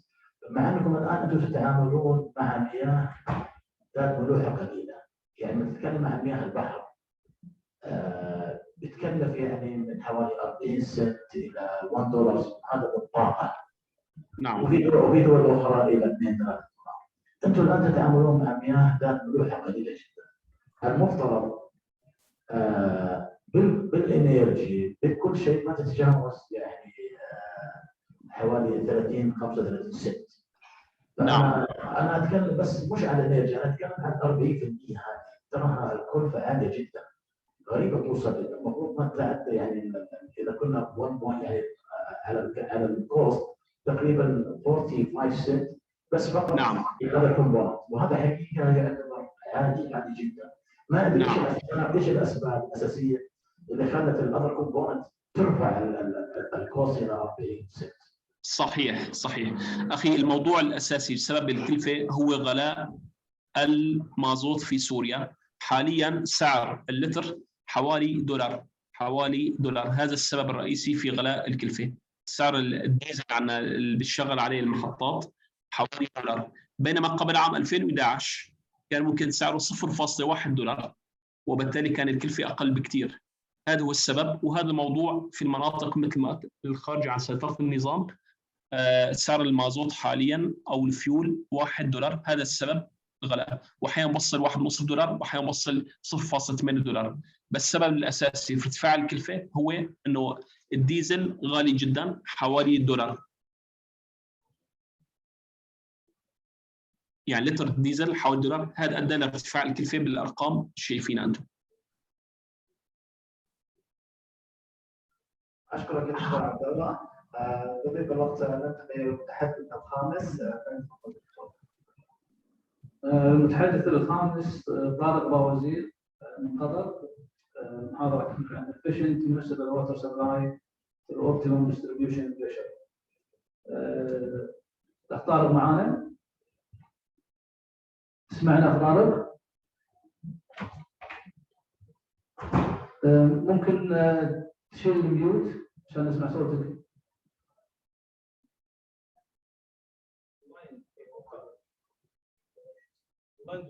اي بس مو حط ميوت. دكتور طارق ميوت. دكتور طارق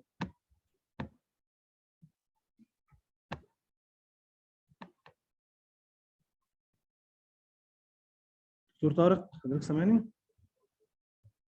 شيل الميوت عشان نسمعك طارق. السلام عليكم. وعليكم السلام. طارق بس لو تعطينا يعني نبذه عنك شوي، لان مو معنا البيوتات ما حددت، فاذا ممكن تعطينا نبذه عنك وتبدا المحاضره. تفضل. عندك 5 دقائق.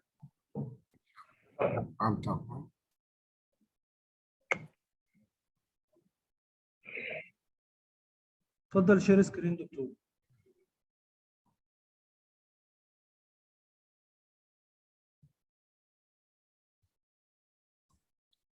السلام عليكم ورحمة الله وبركاته جميعا، وأشكر المنظمين وجميع المشاركين إن شاء الله.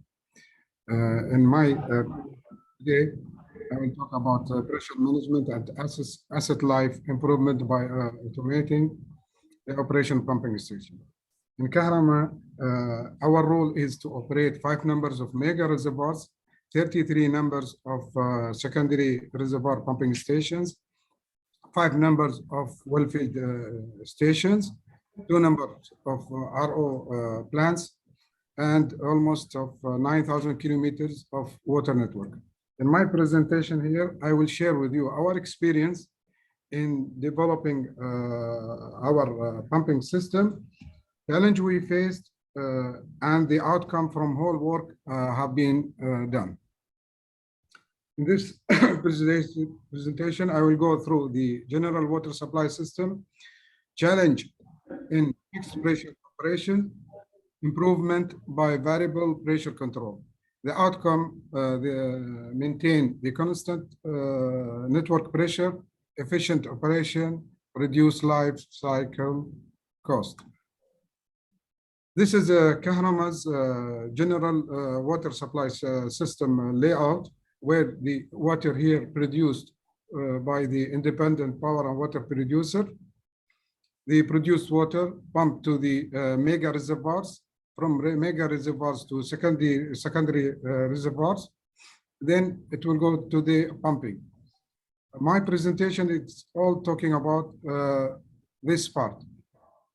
Previously, we used to have fixed speed pumps, which used to pump water to the water towers, and by the gravity from water towers, water flows to the tanker filling station, as well as to our various sectors of customers. The system was quite simple, but it has its own problem, such as a big number really of line breakages and customer complaints due to low pressures. Okay, this was because of difficulties of controlling the night pressure in addition to peak hours demand. معلش صوتي قاعد يتكرر عندي أنا. Okay. Anyway, actually the real complexity started once we started to expand the network. This was due to the a huge development in Qatar. Therefore, we were thinking really to go and construct new water towers, of course, with new pumps. Besides these, the capital cost, we're going to have increase of operation cost due to the high pressure requirements to feed the new and further elevated tanks. And overall, even the water towers, really, it's not a really good image to see, especially in the mid of cities. Hence, we shifted to fixed speed pumps and towers to variable speed with direct pumping to the customer, as it is shown here, directly to the customers. This instantly pumping pressure and associated power requirements reduced by something like from 25 to 50%, with better control, of course. Okay, although we got a better result with the variable speed pumps, but still the number of line beds and the customer complaints was high. If you can see here, this, and we had also a new challenges came with the variable speed pumps. This was due to the manual pressure monitoring and manual pressure set point. I will explain it later. If you can see here, this is the area pressure. When we shifted to variable speed pumps, there is a huge variation between the maximum, which is around 22 meters, and minimum, which is almost 7 meters. So when I talk about the area pressure, which area pressure I have to mention? If we have rising main area, of course, this rising main area, it has many of these DMAs. I have to select a point. This is we call it a critical point, because every point here in this network, it has its own system curves, as it's showing here. you have multiple system tiers. We identified the critical points. Critical points is nothing. It is the highest area or the lowest pressure in this point at any time of the day. If you give a sufficient pressure to your critical points, that means all customers in all these DMAs are getting water with sufficient water. The second challenge was that if you see here, this system is for two pumps system. طارق معلش اتفضلي تعرض البرزنتيشن او شيء؟ معلش انتوا تشوفون البرزنتيشن ولا لا؟ لا مو طلع عندنا في السلام عليكم. Mr. Tariq? Yes, sir. Mr. Tariq, this is Sayyid Abid Hussaini from risk section from Planning and Quality Department. Well, it seems to me that by chance, you are in a different meeting room. I think you have got different meeting. عفوا الاخ طارق، شنو المداخله هذه؟ احنا ما المفروض تكمل المحاضره، بعدين المداخلات تكون من الجمهور عندنا اخوان في المحاضره. هذا كله على حساب الوقت اللي عندك. فرجاء الاستمرار في المحاضره وعلى المداخله من جهتكم. شكرا. Yeah, inshallah, it seems to me that you have got different meetings, different meeting room. At the moment, this meeting, the people who are attending, they are supposed to attend our awareness session, data privacy and data protection awareness session from Planning and Quality Department, Enterprise Risk Management. Okay, I'm not really sure I got the invitation via email to talk in this presentation. So, in fact, you are more than welcome. So, would you like to listen to, or you would like to see our presentation? It's okay, but I don't know where to share my presentation. I'm not really sure. Okay. Exactly. Mr. Shebani is with us. Mr. Shebani, would you like to say something here?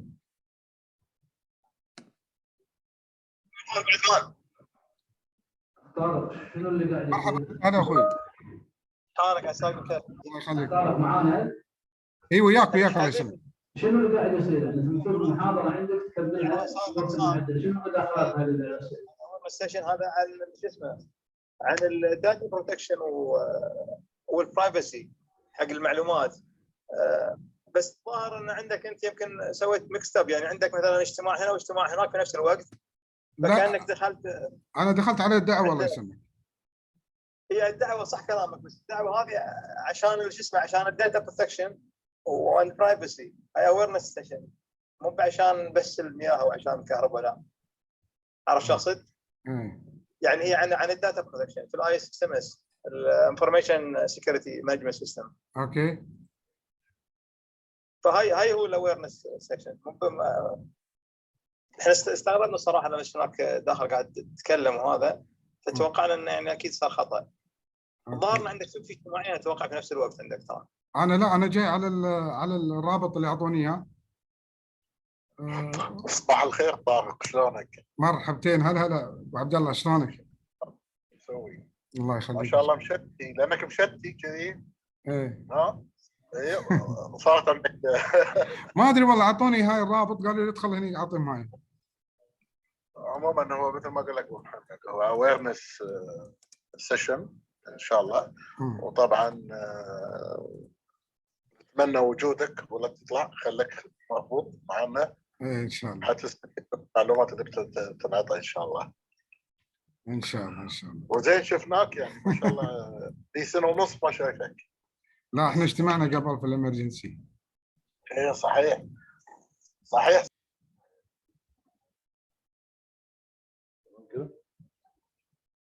مين هو السبيكر؟ والدكتور طارق بس اللي بيتكلم، تقريبا بيتكلم حد.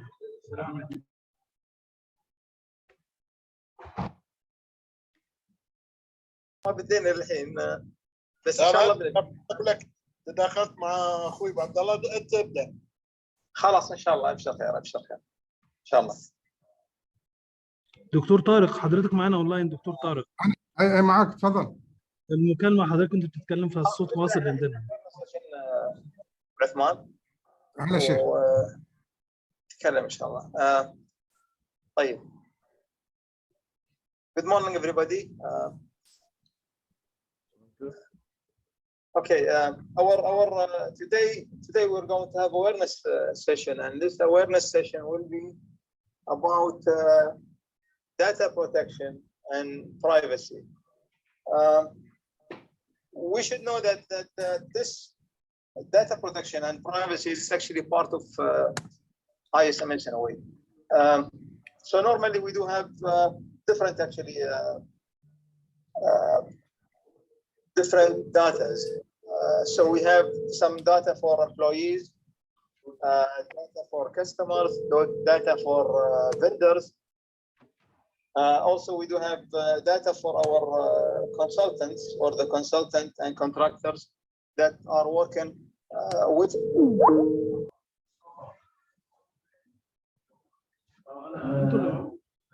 احنا نأسف عن هذا المحاضرة الأخيرة، لكن في صار تداخل عندهم داخليا خطر هناك داخل المؤسسة، ما نعتبر هذه المحاضرة خلاص يعني. نختم الجلسة إذا بس أنا أوصل الإخوان المحاضرين الموجودين طبعا مع الدكتور علي، أعطيهم توصية رئيسية من المحاضرة الخاصة فيك عشان تكون ضمن التوصيات إن شاء الله. ترسلتها خلاص اي ترسلها اذا تعطيني الحين او ترسلها بالايميل الى دكتور وليد. اي شكرا. الاخوان اللي معانا لا زالوا معانا المحاضرين السابقين في الجلسه هذه، اذا ممكن ارسال توصيه رئيسيه من كل محاضره الى الايميل الى دكتور وليد. شاكرين لكم مشاركتكم. شكرا يعطيكم العافيه. ما قصرتوا.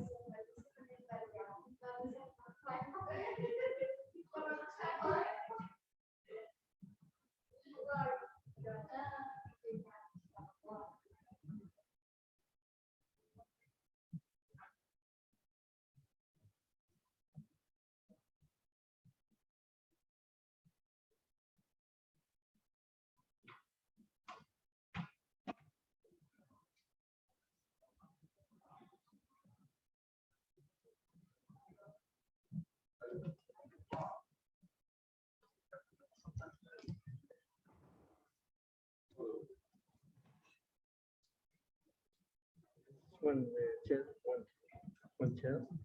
Yeah.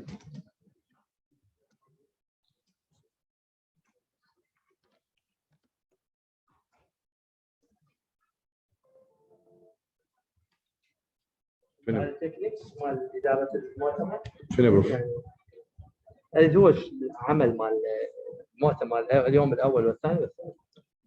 PowerPoint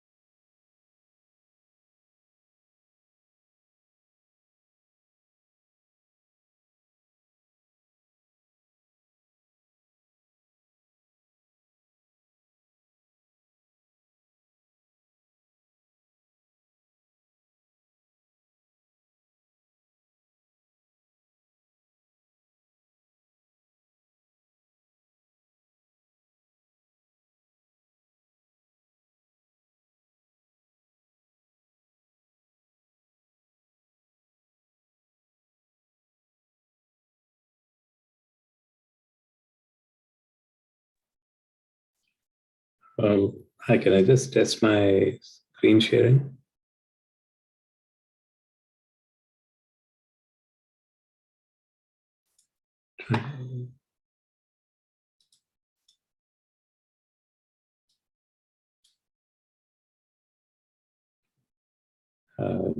David, if you're connected, can you hear me?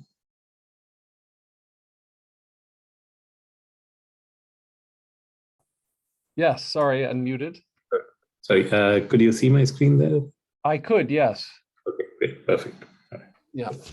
Kindly note that this is a recorded session. And we still have some time, correct? When does this session start? It starts in 9 minutes. 9 minutes, okay.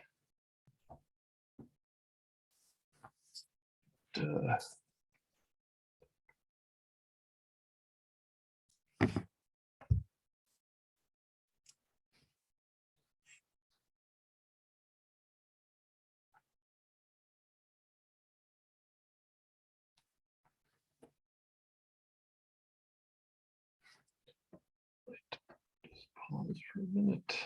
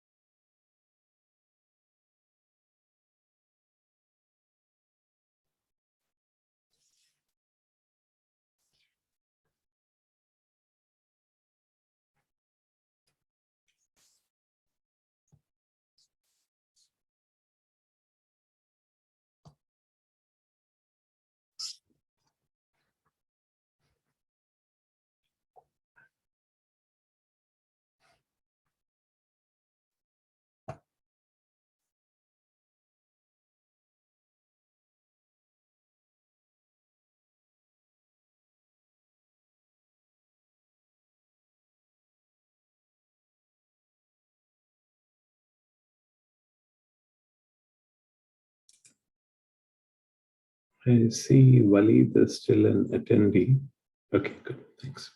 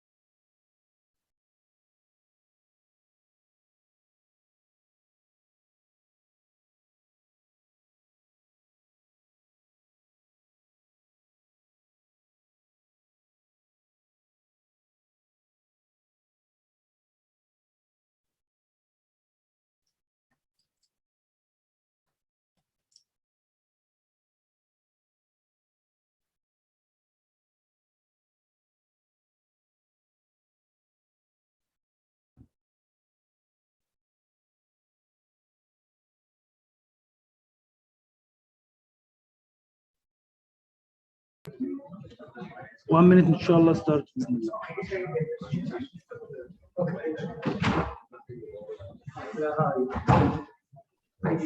Hydroinformatics, good. Thank you so much.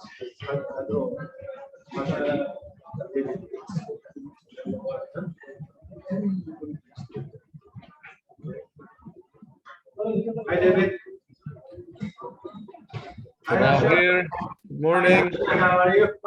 Okay. Nice to see everyone. Nice to see you too. We'll be having a 1 minute to 5 minutes maximum delay because the people are just left. Miss Mishkela. No problem, huh? No worries. So you got to use. Reo, what time zone are you in? Sorry? Reo, are you in Washington D.C. or? Yeah, I'm in DC. Yeah, so it's coming up on 3 a.m. for you. Yeah, 2:30. That's right, 2:30, 2:40, it doesn't matter. I'm in Boulder, Colorado. Okay, great. I think we've met before with Annette and others probably at I think SEI. so, exactly. Yeah. Yes. Yeah. Except for the tropical background, yes. Which is where I wish I was, and Yes, not my kitchen back there. You work with Annette still, or? No, I haven't seen her in a few years, couple of years now. Yeah. So, yeah. We used to be office mates back at Harvard, so I knew her then. So. Oh, okay. Oh, I did not know that. Yeah, because in fact, I talked to her this week. So I was leaving as she was joining, and so. Okay. Oh, yeah. In fact, she and I are, I talk to her all the time. Yeah, no, I haven't talked to her for a little bit, and so yeah. Yeah, we'll have to find an excuse to reconnect. In fact, do you know Casper Aman? Do you know? Yeah, the name is familiar. Well, he's just been working. In fact, well, you'll see even in my presentation with the climate knowledge platform of the World Bank, cool. Right? So he's helped develop really? Okay. it. Yep. I work closely with them. In fact, there's a new person taking over, so I know them pretty well. Yeah, that group. Yeah. Yeah, excellent.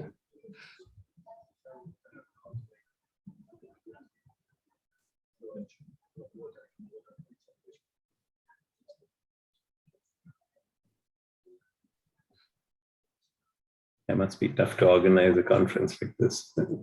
Oh, you know, I'm doing one next week, and it's a nightmare. Like well, you're organizing it. Yeah, next week on hydroinformatics. In fact. So, oh, really? Oh my gosh.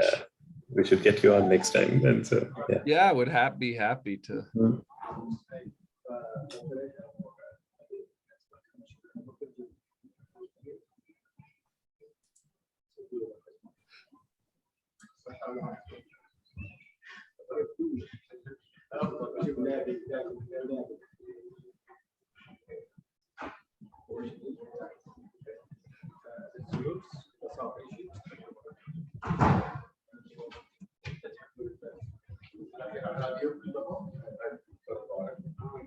دكتور مبارك حياك الله. فهد الاحمدي دكتور رئيس الجلسه يقول السي في مالتك وايد طويله باختصار.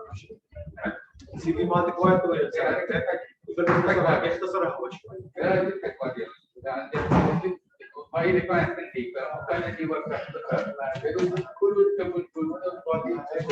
ما شاء الله يقتبس الفضوق اللي يطلع له عليك.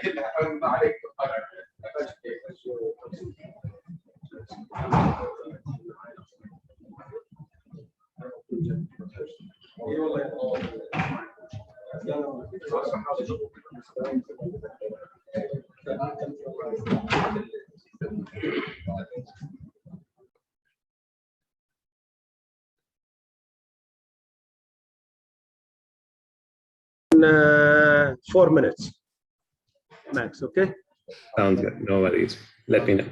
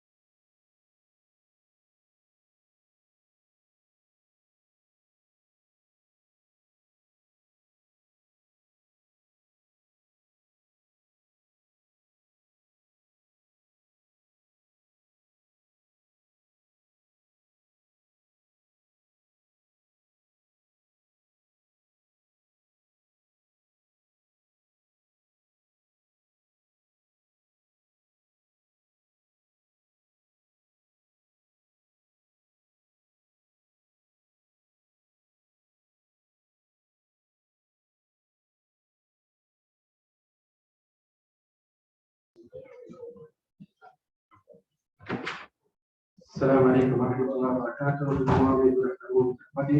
For our next sessions 8 regarding hydroinformatics. Our first speaker is Nagaraja Rao Harsh He is a global lead of disruptive technology at the World Bank. In over 25 years at the World Bank, he has led and supported several environmental, water, and natural resources projects and analytical support operations around the world. He has also been a global lead for watersheds, currently co-leads the bank's Hydroinformatics focal area, and leads disruptive KIDS, Knowledge, Information, and Data Services Help Desk. He holds a Bachelor of Technology in Civil Engineering from the Indian Institute of Technology and a master's degree in Environmental and Resources Engineering from Syracuse and a PhD in Water Resources and Environmental System Engineering from Harvard University. Dr. Harsh, the floor is yours. Hey, thank you very much, and it's great to be here, bright and early from Washington, D.C., at least early. So what I'll do is try my best to give you a quick intro to this whole evolving world of hydroinformatics and how technology is disrupting it as we look ahead. And in this regard, I will be showing you some of the new evolving systems that are there, which might be of interest to you. And I'll also mention a new free training course that we are starting next week in case you're interested as well on this. So the main issue with hydroinformatics is we try to look at, let's say, some kind of a landscape like a river basin and estimate all the water cycle elements, which is how much rainfall comes in, how much evaporates out, how much runs off as stream flow, what is the exchange with groundwater, and so on. Now, this simple natural system is always complicated with some use of the water. So let's say rain-fed agriculture. And to do that, to manage that better, we usually have an agriculture department. Similarly, if there's many different uses, we have many different departments. And the big challenge becomes how do you look at all the different water supply and demand aspects in an integrated spatial system like this.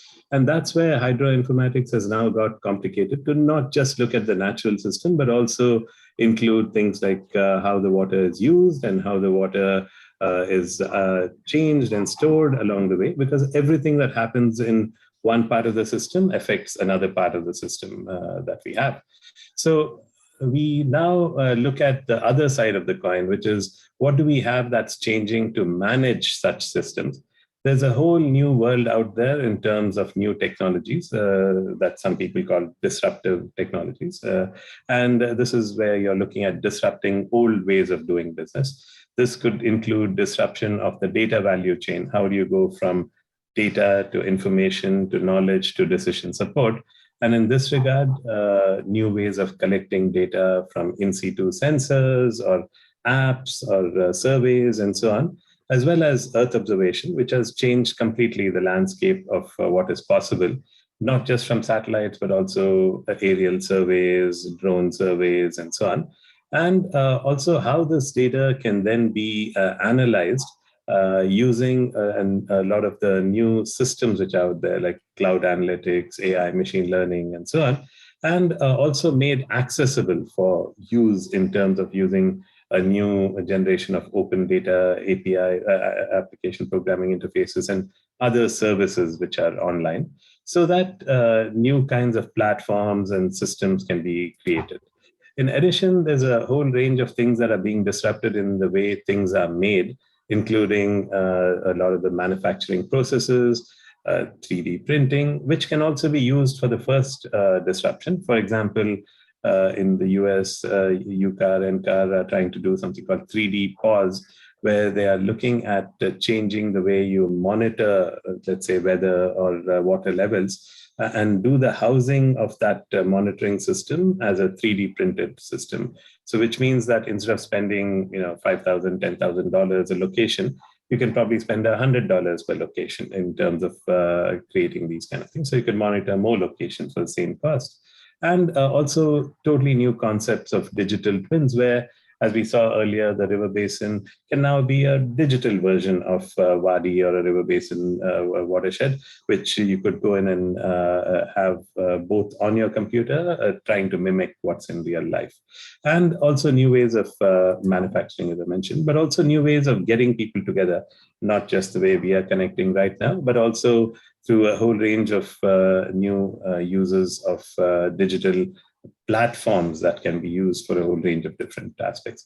So there are links which you'll get as part of the presentation to explore more of these in detail. The big challenge is, how do we use this new world to try and better get a handle on hydroinformatics? A usual thing when at the World Bank, when we go around to different countries, is three kinds of reactions. One is, of course, we have no data, we're in the middle of nowhere type reaction. Or, of course, we have data. This is unfortunately my own country in India, where you have a lot of data, it looks like, but it looks like the only digestion of this data is happening by termites and not people. And you have the new problem that we have now, which is a deluge of data, but how do you drink from it in terms of trying to make sense?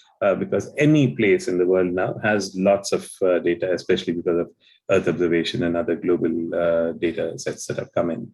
And in terms of the fashion for these kind of information and analysis trends, what's out or should be out is basically a lot of the stuff that unfortunately is still in nowadays in most of the places around the world, which is paper records, not very little in terms of actual data availability.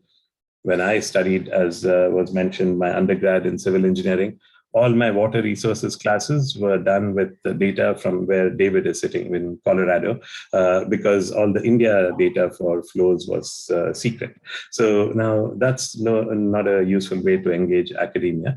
But it's the same situation in most of the Gulf today, where you'll be hard-pressed to find one river gauge or one climate station worth of data in the public domain as a machine-readable online service that's out there in the public domain. So that's the kind of thing which really needs to change, because it's there in most of the world. We have the same issues, even in very developed countries. And also to try and move away from these retail level one model by one model for every little place to more wholesale platforms that can be used, and to go away from this, come to my website, look at my 2 pieces of data, to more data services that can be integrated across different providers. So we are sometimes part of the problem, because we seem to think that because we are sharing some kind of data in terms of some PDF file, some random report here and there, that the data is actually being shared. But we really need to look carefully at, is the data being shared, or are the data being shared in the right formats, in the right frequency, at the right accuracy? And are these something which people can use without going through all of these issues that are out there, right? And so this is where some new buzzwords, which most hydrologists or water resources people may not have normally been using in their regular parlance, have now become part of the regular discussion parlance in terms of using things like open data APIs or open geospatial consortium services and things like that, to try and facilitate a lot more of these cloud analytics, which have changed the game in a lot of these areas. So there's things that can be done on data rescue in terms of converting all the data and saving it from the termites and making it into machine readable formats. This is what, for example, was a big chunk of the work that was done in places like India under a huge national hydrology program, which is still going on after the third phase now, to try and make those machine readable and slowly more accessible. But today, there's also ways in which you can do a lot of these surveys even online, to get people who know about different aspects to pull their information together, so that a lot of this information can be collated and explored in dashboards. So there's all kinds of new ways to do tools, either as online surveys or as mobile ODKs and so on. And there's also ways to get communities involved with this monitoring. So in some of the programs which we've financed in places like Ethiopia, a lot of the communities have been involved with measuring a lot of the hydrologic parameters and pulling these together. They used to write it in books, but now they're slowly being replaced with smartphones given to different community groups so that you can make the data more real time. And this enables thousands of data sets to be collated at location-specific aspects, such as at the end of a micro watershed, which will be very hard to access normally, but the communities can access. But as long as they can use that data to better understand their systems going back. But the big change that has happened is not necessarily these in situ systems, but a lot of these Earth observation systems, where there's a whole set of things that have changed in the way you can observe climate from space, or even hydrology from space. There's all kinds of clever new ways to try and start getting estimations of even flows or soil moisture, or even groundwater to some extent, the changes in evapotranspiration and other things from space. We'll see some of those in a second, but also how land use is changing and how other parameters then can be adjusted according to use of both Earth observation and ground data that's out there. And another way of Earth observation now is to look at drone surveys, which have become increasingly popular. This is from some of the projects that we've been financing in places like Nigeria, where it may be hard for a lot of people to go to the field, especially in this nowadays. But even if one or two people with drones can go, they can help the client to help get a better image, not only of looking at a place in 3D as we are doing here, but also start looking at developing using the power of cloud analytics. So for example, to have a look at any location. So suppose this was a flood-prone area, for example, right? Not just look at 1 centimeter resolution imagery, but to use that using cloud services. In this case, we're using something called site scan from Esri, to look at creating elevation models out of this, so that you can say which areas are above a certain elevation or below a certain elevation, or even do cut fill analysis, or even doing quick analytics on the fly. For example, to be able to do things such as estimate quickly using cloud-based tools, things like distances or areas, or even more advanced, such as elevations or even volumes for that matter. So these are showing elevation profiles in some of these, just using simple, without even extra sensors. So the challenge is, how do you integrate this bottom-up data that's coming from gauges and reporting and surveys with top-down data that's coming from satellites or even heliborne surveys, which used to be used mostly for oil, but now are being increasingly used for mapping aquifers better, because these heliborne surveys can see 600 meters below the surface, for example. So we've explored many of these in some of the deep aquifers in western part of India, as well as looking at drones and satellites, and combining this with the data that's rescued from the termites, modeling information, and so on, and a lot of these buzzwords in that are there in disruptive technology, so that people can get hydroinformatics information on dashboards or any other e-packaging like e-books, e-reports, and so on, and also be used in a physical setting like an operational control room. And the whole idea behind all of these is to go up the data value chain, from data to information to knowledge to the wisdom to make decisions, which in the case of, you could look at two cases, one in the case of operational setting and the other in a planning setting. So in an operational setting, again, people tend to start from the data side, but it's always important to start from the decision side, which decision you're trying to support. Like, let's say it's coping with floods. What do you need for knowledge, for information, for data? And how do you convert from one to the other with both analytical as well as stakeholder-based inputs to try and help with the scoping? Or for watershed investments, again, to be looking at if you're trying to decide the next managed aquifer recharge investments or next investments on surface storage in different scales, what do you need to make that happen?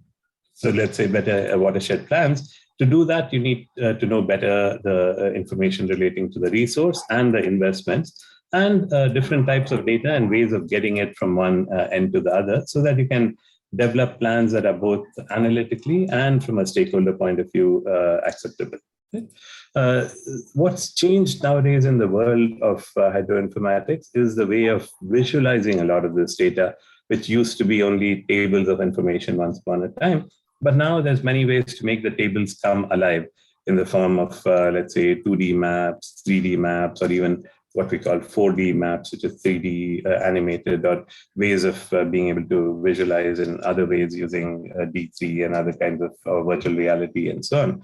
And also to help use more complex modeling systems, which used to be very difficult to do, but now have become much easier to develop and maintain. And a whole range of new cloud versions of these also starting to come up. There's examples here you can look at in terms of different country information systems at the national level, which are in the public domain. And what's happening today is that the entire water cycle in some ways is becoming something that can be estimated for any part of the world, especially with the help of both in situ data and Earth observation. And always, it's not one or the other, it's both together always. But Earth observation now is getting cleverer and cleverer in terms of combining with other data sets and being able to give you a quick handle on some of the information that's out there. And now you can combine a lot of these into dashboards. So if anyone is operating an irrigation system or a dam, check dam, whatever, you can determine from them what information would they like to have from the point of view of hydroinformatics on their fingertips. So if you're operating a dam, obviously you want to know what's happening upstream in terms of climate, in terms of flows and other things. So pulling it all together so that you can make it happen. And a lot of these dashboards can then start getting a lot of functionality that you can help provide for any place. So this is within the bank, we have a system called a geospatial platform, which is slowly becoming outside as well. So if we pick a country like Oman, again, leveraging tools like Google Earth Engine, you can do a lot of these analytics on the fly for any part of the world. So let's say you can even make it transparent, replace the background map with a satellite image so that you can say, look, that was the derived data up front, and this is the actual what it looks like on satellite, and even some histograms of elevation and other things, all derived on the fly, right, for any part of the world. So these kind of things can be really useful, along with a lot of very high resolution 30 centimeter type satellite images, which also can be accessed. So we pull together and have a look at this when you have time, a set of tools under a hydroinformatics platform that we are creating to help bring together a lot of public domain data services. You can even change the language here. So you can say, what does this look like with Arabic? And hopefully the online translation is decent, where you can go in and check a lot of the information that's out there. And you can also start doing analytics on the fly. So let's say we go to UAE, which David's going to talk about next, and we pick one of the wadis which comes in, let's say, from Saudi Arabia, and say at that location, you want to know what the watershed is. So now there are lots of these tools which you can use online with open free scripting to draw watersheds at that location. And then you can say that is a watershed for that wadi, but you can also put different background maps and see what it looks like under high resolution satellite data, or even do analytics for that area and so on. You have a lot of public tools now called EarthMap, for example, is a great one from FAO, which has recently come out, where you can look at a range of hundreds of different types of data. So let's say you want to look at rainfall data. So you can see in the case of Jizan in Saudi Arabia on the southwest side, what does the monthly rainfall look like? What does the annual rainfall look like? Or this is from 1981 onwards. There's even daily versions, which we have on our bank geospatial platform, for example. Here you have, for example, monthly versions. You can even export them if you want to do further analysis and so on. Or there are tools such as Climate Engine, which are out there now. You can look at some of the, let's say, one of these irrigation areas with center pivot irrigation in the north of Saudi Arabia, and look at what the actual evapotranspiration estimates are every 10 days, and even download the data from 2003 onwards if you want to. Or a range of these free tools which are available now, which are very powerful, even things like Earth, windy.com, all of these things, to be able to visualize a lot of basic information on a global level. So this is what I meant in terms of the fact that you can get a lot of different kinds of data, which is reasonably good at your fingertips, both in real time as well as archived, which you can use for different purposes, as well as some things which look at the recent past, or in some cases forecasts and so on. And some of the more exciting aspects of this include new, and this is the last bit that I want to show, is ways of using a lot of this information also for forecasting.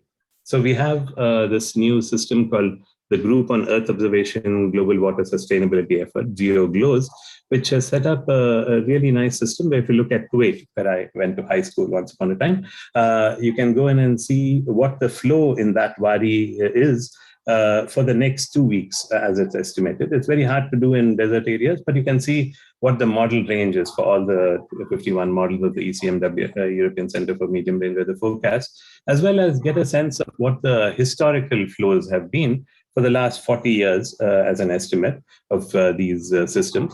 And you can also get kind of views of what the 100-year, 50-year period might look like in terms of floods, and look at average flows, flow duration curves, and so on. But these can get better, much, much better when you put your own observations in there and do bias corrections. But a lot of these analytical things have to go hand in hand with modernizing institutions in terms of institutional infrastructure and ways of harnessing a lot of talent, for example, we use hackathons, other things, but also infrastructure from the point of view of things such as new ways. This Pakistan office, for example, with touch screens, touch tables, VR, a lot of the new systems that are out there that you can help leverage, even for community consultation using tablets and so on. And a lot of these can be further refined from the point of view of using things such as machine learning and AI, which help us to completely, rethink what's possible. And this is going to come in a big way. People are already using it to do things such as flood forecasting and other things in many parts of the world. So in summary, it's a whole new world in terms of a lot of these kind of systems for hydroinformatics, for collecting and analyzing data. And it gives us a great opportunity to get new water insights, help better data-driven decisions, and also help change the perception by getting the public a lot more data and involve the public a lot more through, whether it be through hackathons or through other ways of engaging the youth or others, internships and other things, and build a new cadre of tech-savvy hydromet professionals in the region who can interface both within the country and as well as with the global system. I put some links here, so please look at them. And last plug is, please, next week we are starting an open free course for 2 weeks called Disrupting Hydroinformatics. I'll also put it in the chat for those who have access. And this is something which could be really useful for you as you look ahead, because we are creating an ebook and other types of useful resources which might be there for this. So thank you again for the invite, and I look forward to any discussions. Thank you. Thank you, Dr. Ash, for this valuable presentation. And now it's time for questions. Any questions? Okay, Dr.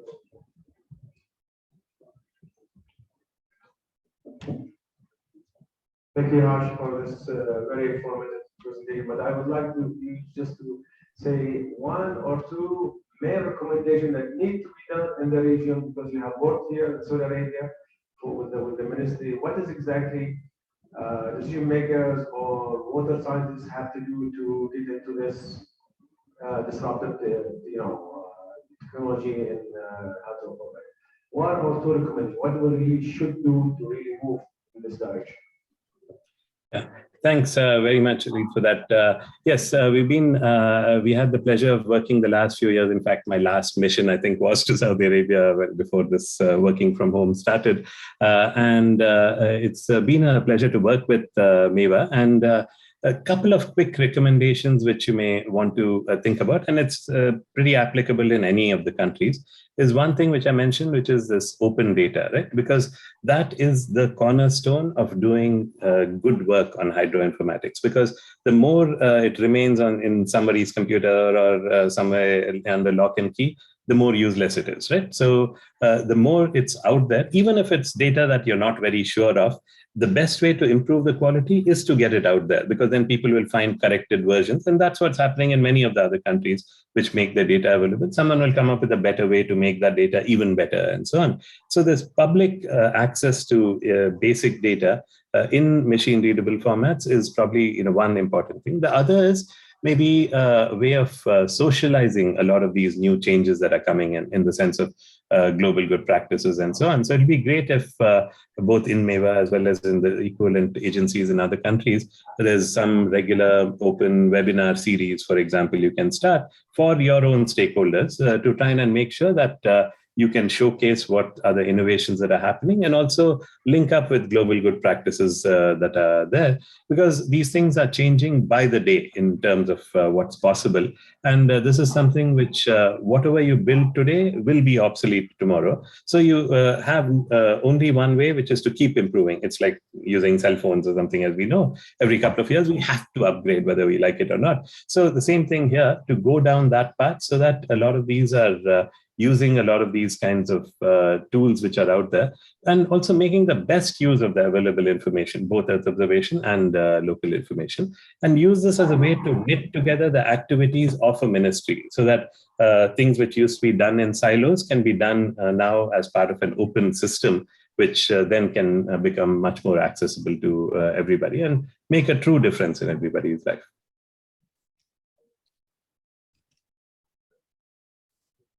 Any questions?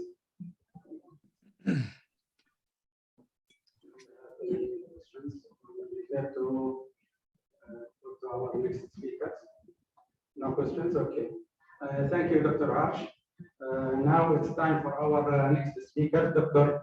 David Yates from Stockholm Environment Institute. He is a scientist in the Research Applications Laboratory at the National Center of Atmospheric Research, NCAR, and also he is an associate of Stockholm Environmental Institute in the United States, where he develops decision support tools and methods to achieve sustainable water integrated water resources management objectives. Dr. Yates, the floor is yours. Well, thank you. You can see the slides and you can hear me. Is that true? Yes. Yeah. Excellent. Well, thank you so much. And as Dr. Rao was presenting, I was thinking how we did not plan this, but it's going to work very well to take some of the principles and ideas that were just presented. And what I'm going to do is show this collaboration that we're undertaking with the Water Resource Management Unit in Bahrain, where we're trying to take some of these principles of informatics and make them relevant in this environment. I acknowledge my colleagues here that are also working on this project. In some ways, again, in following just the previous presentation, you could think of this almost as an example of how we're trying to transition from the old way to the new way, as he was just talking about. We're perhaps not doing it perfectly, but some of those principles that were just presented of trying to, again, transition from the old to new, you'll see in my presentation here. So I'm just going to give you, in the spirit of the workshop, just what is some of the goals and an overview of my presentation, and just talk about the motivation for this project that we have. So again, what we're doing is trying to help the Water Resource Management Unit in Bahrain basically go from archives of data, perhaps paper and paper format or digital format on disks, moving it towards a cloud-based environment, but that also has decision support with it. So, in Bahrain, of course, and in many places around the world, but in the Gulf region especially, that water is a particular challenge. The NOGA, the National Oil and Gas Authority, acknowledges this and wants to work towards achieving sustainability goals through sort of adopting well-principled integrated water resource management strategies. And in that process, we're going to be making some tools to help them do that, to move from the old way of fragmented desktop data sets to more standardized cloud-based platforms, with the hope that this outcome will be call it a water and climate knowledge platform. And I'm going to describe this platform here in just a minute. Ironically, I'm going to show the same slide that was just presented. In fact, let's see. Are my slides moving? No, it's changing on my screen, but not on yours, I don't think. Do you still just see the introductory slide? Because I'm moving and nothing is happening. Yeah, we are just seeing the introductory thing. Maybe just go out and share it again. So yeah, let me wonder why that's doing it. Let me just go out of the split screen mode and just hold on. Sorry, always the challenge of. Let me try again. Challenge of our virtual world, right? Disruptive technology at work. Yeah. Yes, disrupt. That's right. Is that? I bet you can see that. Inshallah, is that good? Yeah, perfect. Okay, so this, this slide that was presented earlier in the previous presentation, again, we didn't plan this, so as that was presented, I'm like, this is going to really, these two talks are going to complement each other, because here's, we took a global tour of all that's available in the world of informatics, all these geo platforms and all these places where data and information reside. And here in this talk, I'm giving you an example of taking some of those principles and trying to apply them for decision support. So, it's one thing to look at data and informatics just from a very general perspective, looking at images and maps, but often we want decision support to make a decision, to know, should I invest in a new desalination plant? Should I invest in new pipes or infrastructure? How are those decisions made? And that's decision support. And really, again, it's this sort of translation of data in these knowledge platforms, data, numbers, measurements. Most of our knowledge platforms, I would argue, are mostly translating the data into information, where we can see graphs and charts and images like some of the things that we were seeing before. I think the real challenge in these platforms, in these digital platforms, is moving to knowledge. And that's where you take data and information and provide insights into that data and that information and knowledge. The example that was given previously was a check dam, right? You have like an operational decision being made. So those kind of forecasting types of problems. Should I take water out of a reservoir? What's the risk of flooding? There's a whole nother planning paradigm or paradigm of decision, which is more on the planning side, which is what I'm talking about here. So more thinking perhaps long-term against infrastructure planning. And there's very few examples I see in this transition from the old way to the new way, where knowledge platforms are built that really support knowledge and decision making.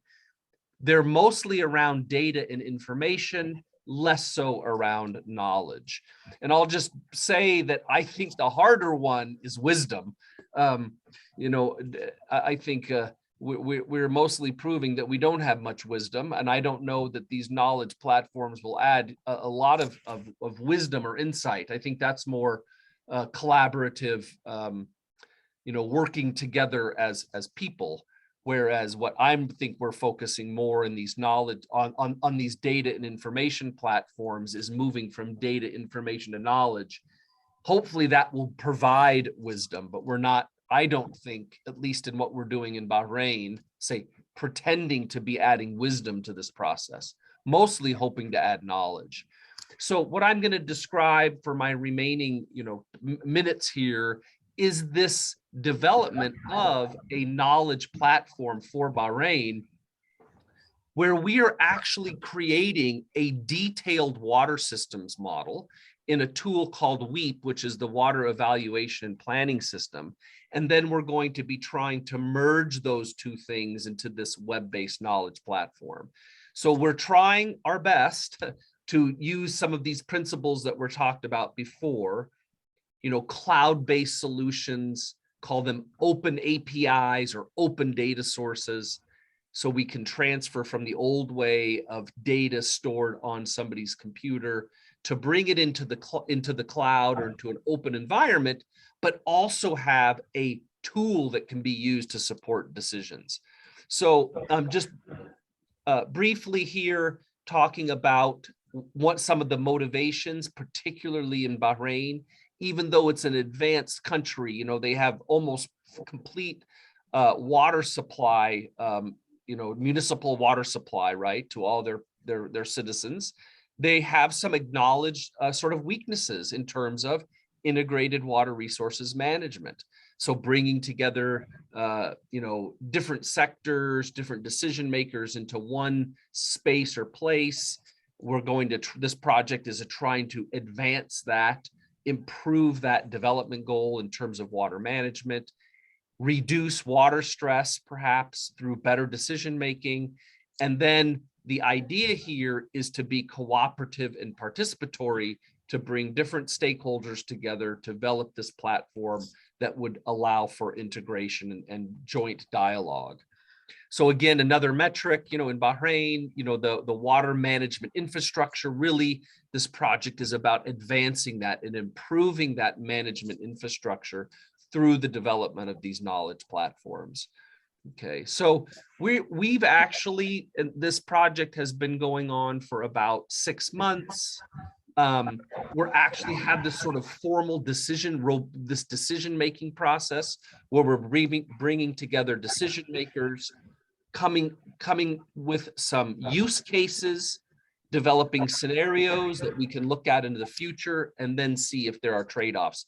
So we've actually done this expert elicitation process with stakeholders that we call XLRM, and we've done this exercise to bring in different opinions, different ideas about what the knowledge platform should be. And then that outcome of that stakeholder engagement should be a water knowledge platform that is useful and easy to use for a range of decision makers. So just briefly again, what is this XLRM? The XLRM is simply a decision-making framework where we talk about the X's are the external factors like population and climate and regulation, what kinds of management or action levers, the L's are levers, like should we be building new desalination plants? Should we be implementing conservation programs? How much recycled water should we develop? Is rainwater harvesting a viable option to improve sustainable water? Those are the levers. The relationship or the models, which is what we're building in this project. We're actually building a detailed water systems model within the water evaluation and planning system. And then out of that process should come some performance metrics.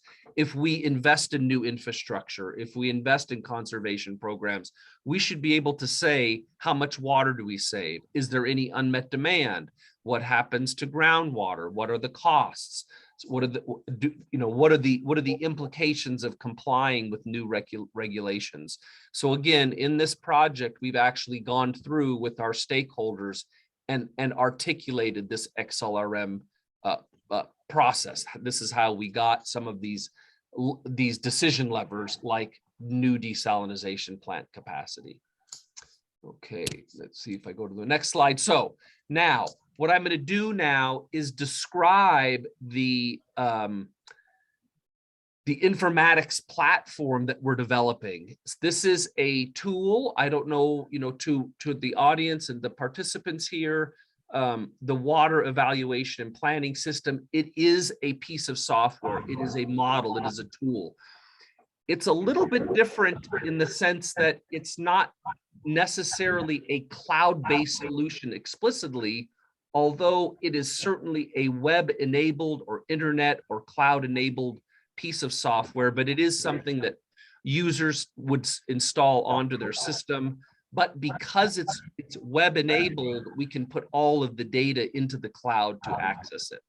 It is the R in this XLRM, or the relationship building tool. So I'm just going to again describe what we're doing here briefly. WEAP again is a model. It's going to be a computer simulation of the water systems in Bahrain, right? So we're going to explicitly represent the water supply network, the electricity and water authority network, the desalination supplies, the groundwater supplies through this network model. And then we're also going to include the details of the water demand sector, so the domestic supply and all the details of this. So I'm just stepping through some of the process of building up the details of the system. Here's our current implementation of the network of Bahrain that is again built within the WEAP platform. Here's what it looks like. So here's where our an example of this WEAP application. Again, this is a Windows-based application, but we're going to be able to deploy it into the cloud in terms of storing and processing data. So here's again just a couple screenshots just to drive home that we are representing the detailed, water systems of the country, all the way down from amenity watering, agricultural watering, road landscaping. So all of this detail, we're collecting all this data, and then this data is going to be going into this common platform.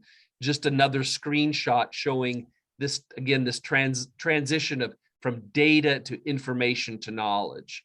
And hopefully we're adding knowledge to this process. So that's the WEAP side. This knowledge platform has two aspects. One is a water systems model, which is this Windows-based application in WEAP. And then we're going to link to that application with what we're calling the knowledge platform. And this is a web-based, so this is going to be internet or web-based. This is the draft of this knowledge platform. You can see some of the components that we built in the last few months. I'll just highlight the different aspects of it. We're calling it the Water and Climate Knowledge Platform, where we have climate data that can go into, that is part of our platform. And one of the capabilities that we're going to be adding, we haven't finished it yet, is the ability for a user to actually bring new data or observations into the platform. So we think that most data platforms like this tend to be one way, right? Data and information are given from the platform to the user. We're hoping that the user is, let's say the Ministry of Water and Energy in Bahrain could upload or bring data into the platform for others to use. So that's we think that that's an aspect of that adds knowledge. So the other elements of our platform, again, are linking to the water systems model. So we're going to actually take and bring the data from the WEAP platform into the knowledge platform. So we're going to have water supply attributes. So here's an example of bringing some of that desalination data into the platform from WEAP. So a desalination plan information is just showing an example from the water supply side. And then from the water demand side, for example, might have information about indoor water use. So here's two examples, water supply and water demand, where it's the data and information, not knowledge yet. And I'm saying that the next piece, which was what we're working on, and then in the second part of our project, is adding this water management element. So here's where the knowledge comes in, where we combine informations about water supply, information about water demand, and when you link those two things together, you add knowledge. Here's an example of that, where let's say you have assumptions about population growth. So information about population growth, information about your water supply, If you combine those two things, the knowledge comes, when would I be short? So this is an example of a shortage calculation where you would say, well, under this certain set of assumptions, this is when the water supply gap would occur. So that's where knowledge, that's where this translation comes from data to information to knowledge. So my last slide here, just the, highlighting what, again, what are we trying to do in this project? We're trying to create a common framework to store historic data and add new data. We want to develop visualization analysis tools to improve integrated water resource management, but of an actual place, and that actual place has detail, right? We can't just wave our hands about data and information. We actually need to represent the actual place, and that's why we have this fairly detailed water systems model. We're trying to take data and information to the next level in support of decision making, and ask how informatics can be relevant to both specialists and policymakers in this platform. How can we help how can our tools help decision support and be useful for policymakers? And we hope that this platform will provide new insights into water resource sustainability issues in Bahrain, and then also lead to metrics that show the improvement of water sustainability. And with that, I am finished, and I'm going to stop sharing and return to the screen. All right, thank you very much. Thank you, Dr. Yates, for this valuable presentation. Now it's time for questions. Any questions?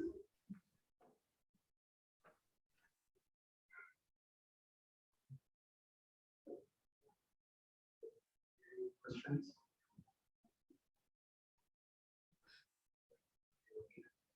Question of the solution of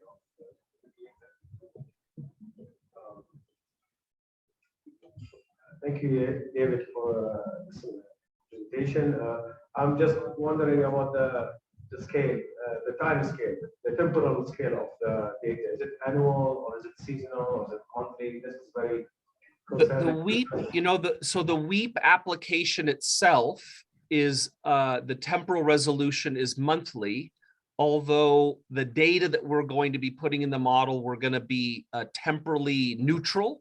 So you could be able to put in daily data or seasonal data or annual data. And then for the WEEP application right now, the time step is monthly. Any further questions? All right. Well, thank you very much for your attention. It's nice to see everyone who's had the first view. I didn't even know that there were that many of you in the room, so it's good to see all of you. I wish we could be there in person. Thank you. Thank you. Our last speaker is Dr. Mubarak Aman Al-Noaimi. He has a very long CV. I think Dr. Mubarak is a retired hydrogeologist. He is currently working as independent water consultant on matters related to geology, hydrogeology, water resources management, water-related sustainable development goals, and water statistics and database format. Dr. Al-Noaimi, he was the Director of Water Resources at the Ministry of Municipalities Affairs and Urban Planning from 2005 to 2019, and an advisor of studies and research at the same ministry from 2009 to 2012. I know I will jump for some. Dr. Al-Noaimi has written 3 books and published and co-published over 25 papers in journals and conference proceedings, and have prepared more than 12 consultancy. Last, Dr. Al-Noaimi was a team member in Bahrain National Water Strategy Project. In 2020, he completed a water statistics manual for the GCC countries. Presentation about development water information system for the Kingdom of Bahrain. Dr. Mubarak, the floor is yours. شكرا جدا.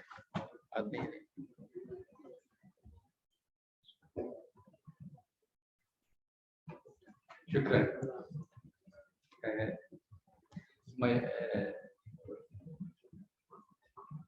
أنا كنت أتوقع للأسف طبعا شكرا على الجمعية، وحاب أشكر الجمعية على جهودها في تطوير موارد المياه وكل شيء خاص بالمياه. و حقيقة هذه المؤتمرات لها أهمية كبيرة في تبادل الآراء وتبادل البرزنتيشن هو عبارة عن يعني محاولة من مملكة البحرين إنه to develop water information system. طبعا ونسميها هذه بحرين water resource database.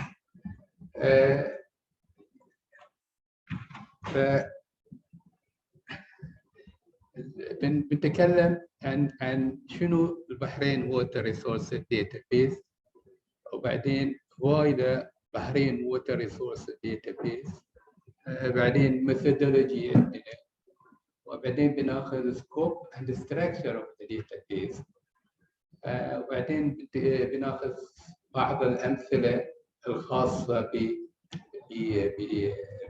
components والstructure of this database. وبعدين بناخذ sample data of the database، ونتكلم بعدين عن النكست ستيبس اللي نتوقع او نتمنى انه يكون يؤخذ بالاعتبار لتطوير هذه قاعده البيانات. انا يعني I am glad to see that our colleague in Ministry of Oil has already started to develop this database, which is called the next stage of the database. What is the database? Database is robust, simple, flexible, and timely metadata-driven MS Office, Excel, spreadsheet data storage and management system. Current version اللي عبارة عن complete set of harmonized and internationally comparable data on water resources and their uses. هذه current stage. يعني عبارة عن مجرد بعدين بالإضافة إلى البيانات الخاصة بالمياه water uses، وفي بيانات خاصة بالgenerated information on demographic, economic, environmental, and climate information related to water resources assessment and management. So there are two types of data حق database. The upcoming version هو to integrate and interface the database dataset with GIS-based visualization tools and web portal. Already زملائنا في وزارة النفط already started this. I just know this, but just which is very good news. Why the database?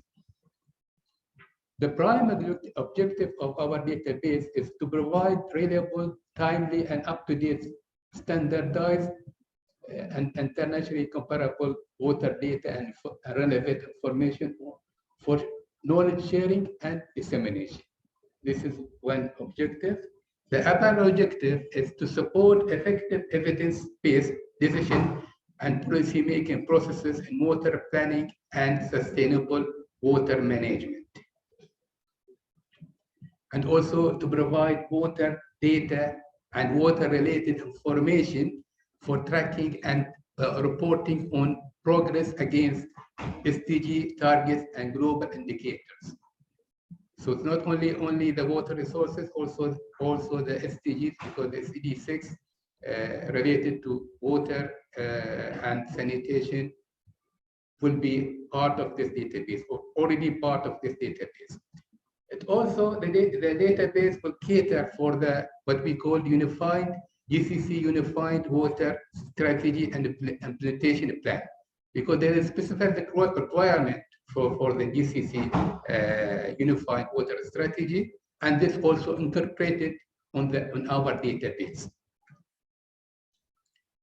Methodology largely draws methodology. Our methodology to develop this database is largely draws on the international experience.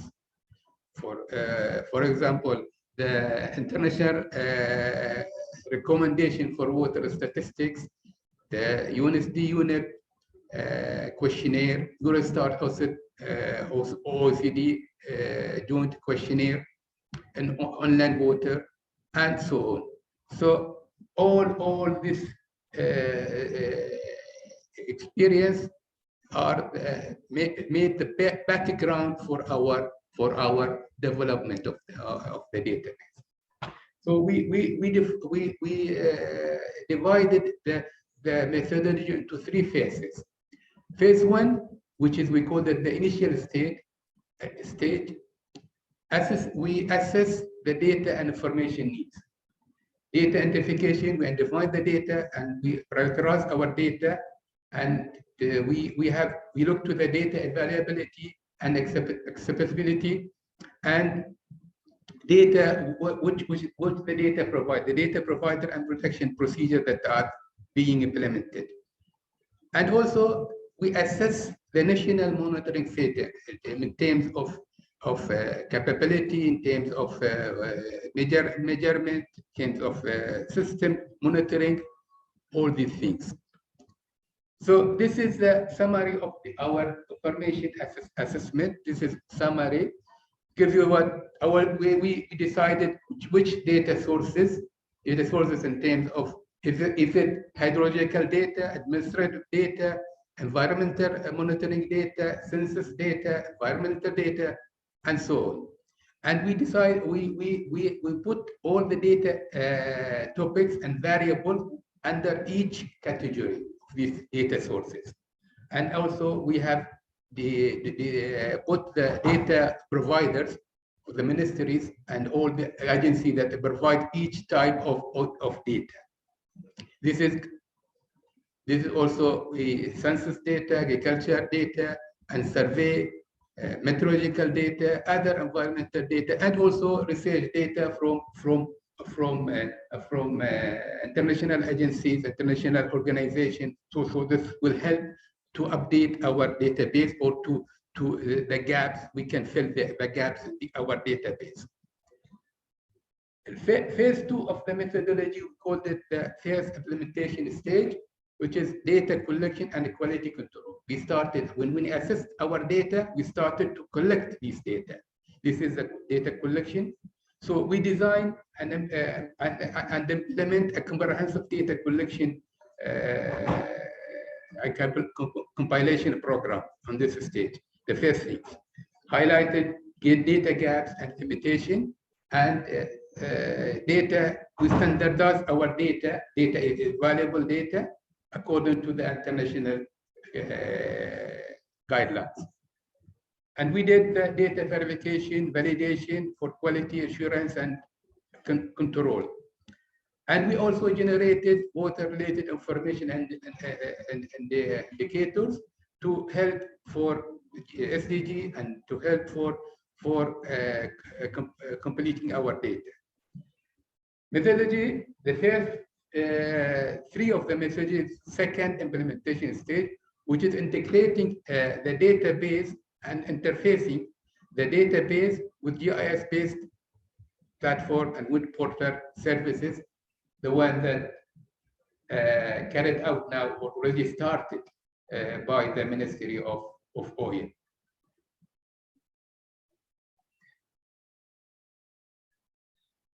We set, just at the beginning, initially, we set a variables code for our data, And this is very simple variable codes, 2-gigabit variable coding system combines the initial of the respective variable with its line and component numbers. For example, we have example here, fresh water abstracted for household, the first one. It is this is the initial of this of the variable, and it is in component 2 and in line 5. So the coded FWAHH 0205 and so on. Okay, and we make the slight distinctive coding for the long term average.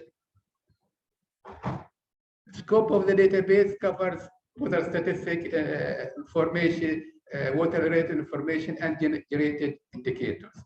We organize the database in 2 master files and 13 sub-files or main files, and 31 subcomponents, and more than 440 statistical topics so far, more than 440 statistical topic and variable.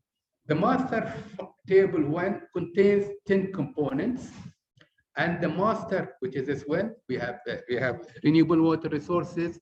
We will see them later. Fresh water abstraction and use, water supply, industry, so on.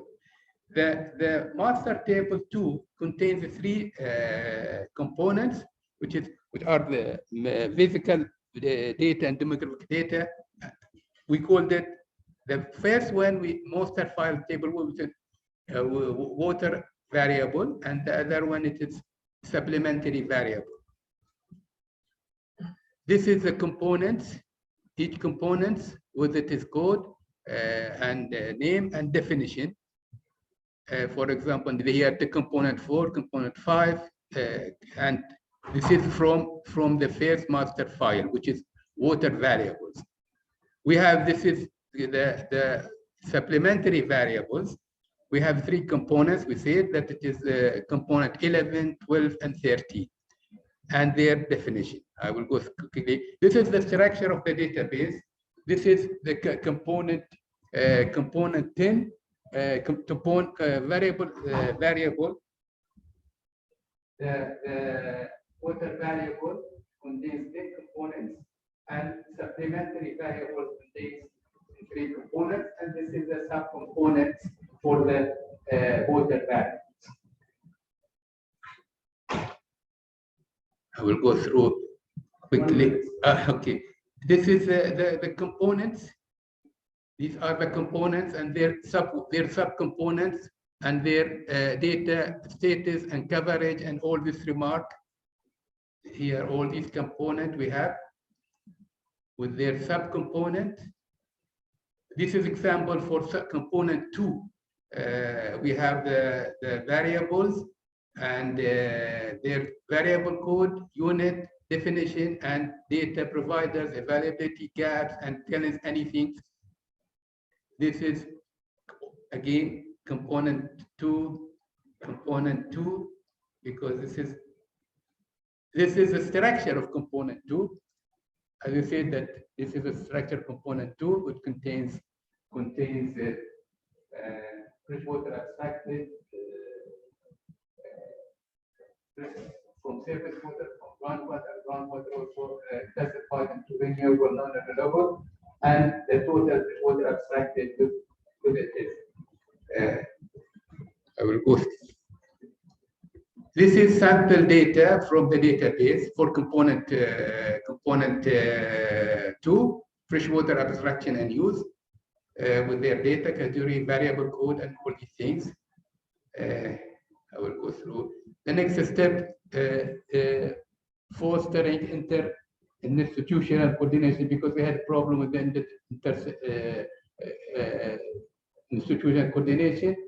And the next step will be fostering inter-institutional coordination and collaboration by the establishment of a database administrator or intersectoral management team and improve the existing water and data national water system in terms of data collection, quality control, and processing and reporting capabilities.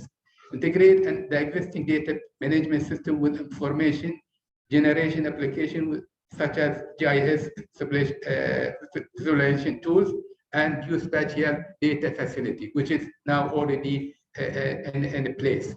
And integrate the links and information system with portals. Also, this is part of the integration. Thank you very much. Thank you very much. Sorry for quickly.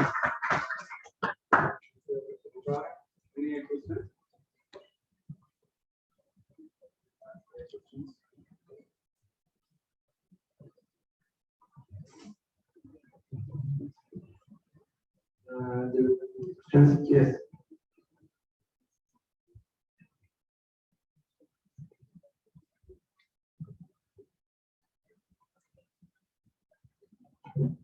مبارك يعطيك العافيه. الله يعافيك. بس بغيت اعرف مدى سريه المعلومات المنتجه من النظام هذا، هل هي في الببليك انفورميشن ولا راح تكون في ريستركشن على الدخول على المعلومات؟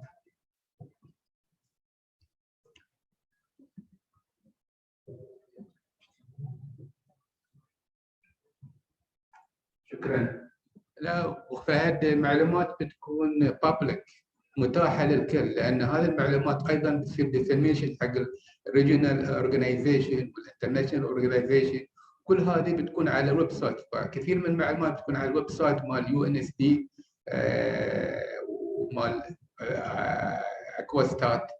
ف it is public. Anybody wants this information he can but later on المانجمنت بيكون شوي قضيه الكاو والفانكشننج مانجمنت، من اللي يدخل من يحط بيانات كذا، هذا موضوع اخر بعدين بيجي. بس generally the database will be public at least as what I see it يعني. لان انا برا مو اوفيشال يعني، بس as I see it it's public.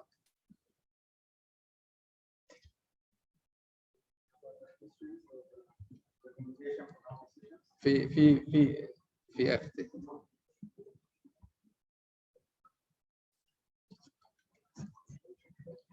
دكتور عاشق ماشي اكسبرت بلازنت ووتر اسسمنت.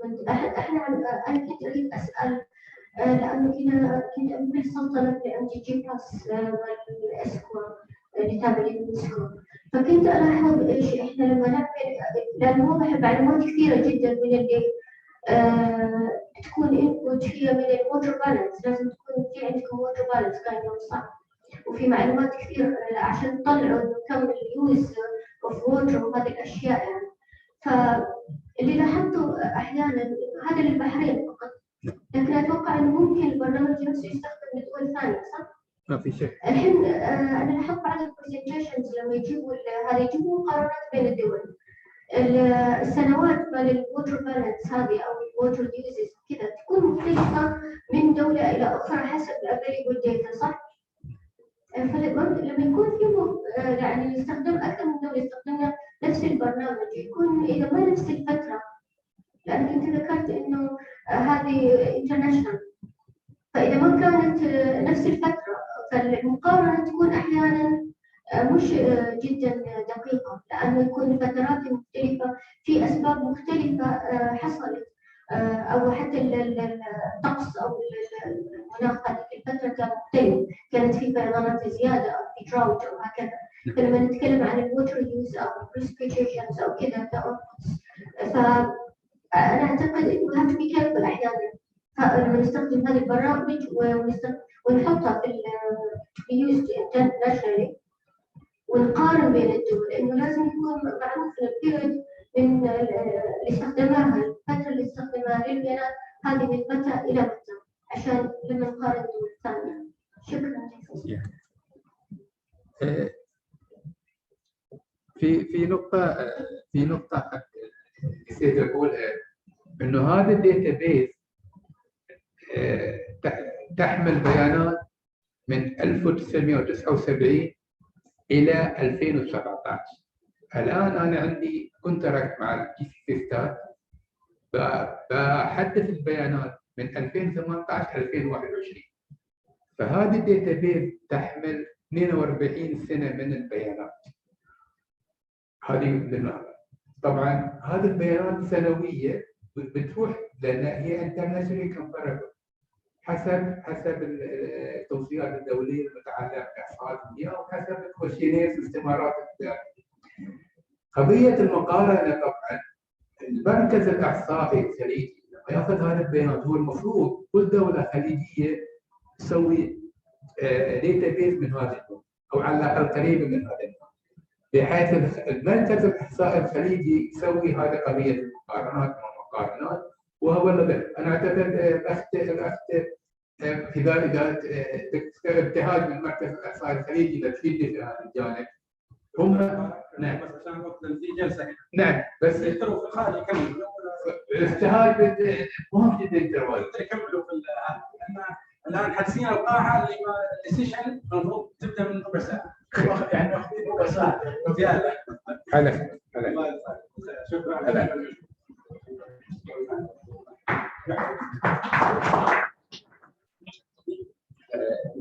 لو سمحت اخذ فلاش بس اخذ.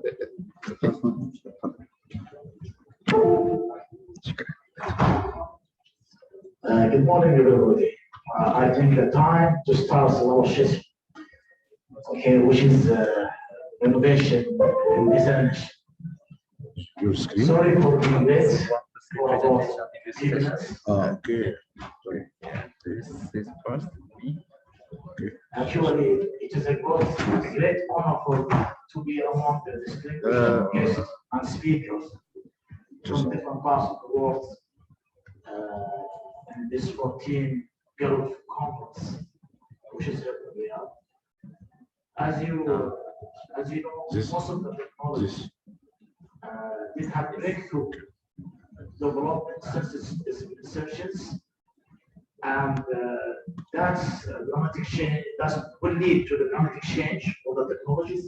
For example, computers and telecommunication system. As you know that 1960, the computer size was household bedroom. Right now, the computers is in the sizes look like our hands. It's more than our hands, actually. The change, actually, of the renovation, desalination, not met our expectation, actually. It is very slow process or gradual process, but we hope that working with the international institutions and developers to make a breakthrough. In this session, actually, we are going to present an overall work. Most of it is patents and has been published in Nature journals. I would like first to introduce the first speakers, Dr. M. Dr. M has received his PhD in Seoul University, Korea, majored in mechanical and aerospace engineering. After 10 years of career as senior research engineer in desalination and power waters cogeneration, he joined SWIC Saudi Arabia in 2018 as a senior expert in Desalination Technology Research Institute. His current research topics are in the development of innovation membrane system for mining or for brine mining and mineral recovery from the waste. Okay, go ahead. Now the floor is yours. Sorry, we have one only mic and it has to be from the bottom.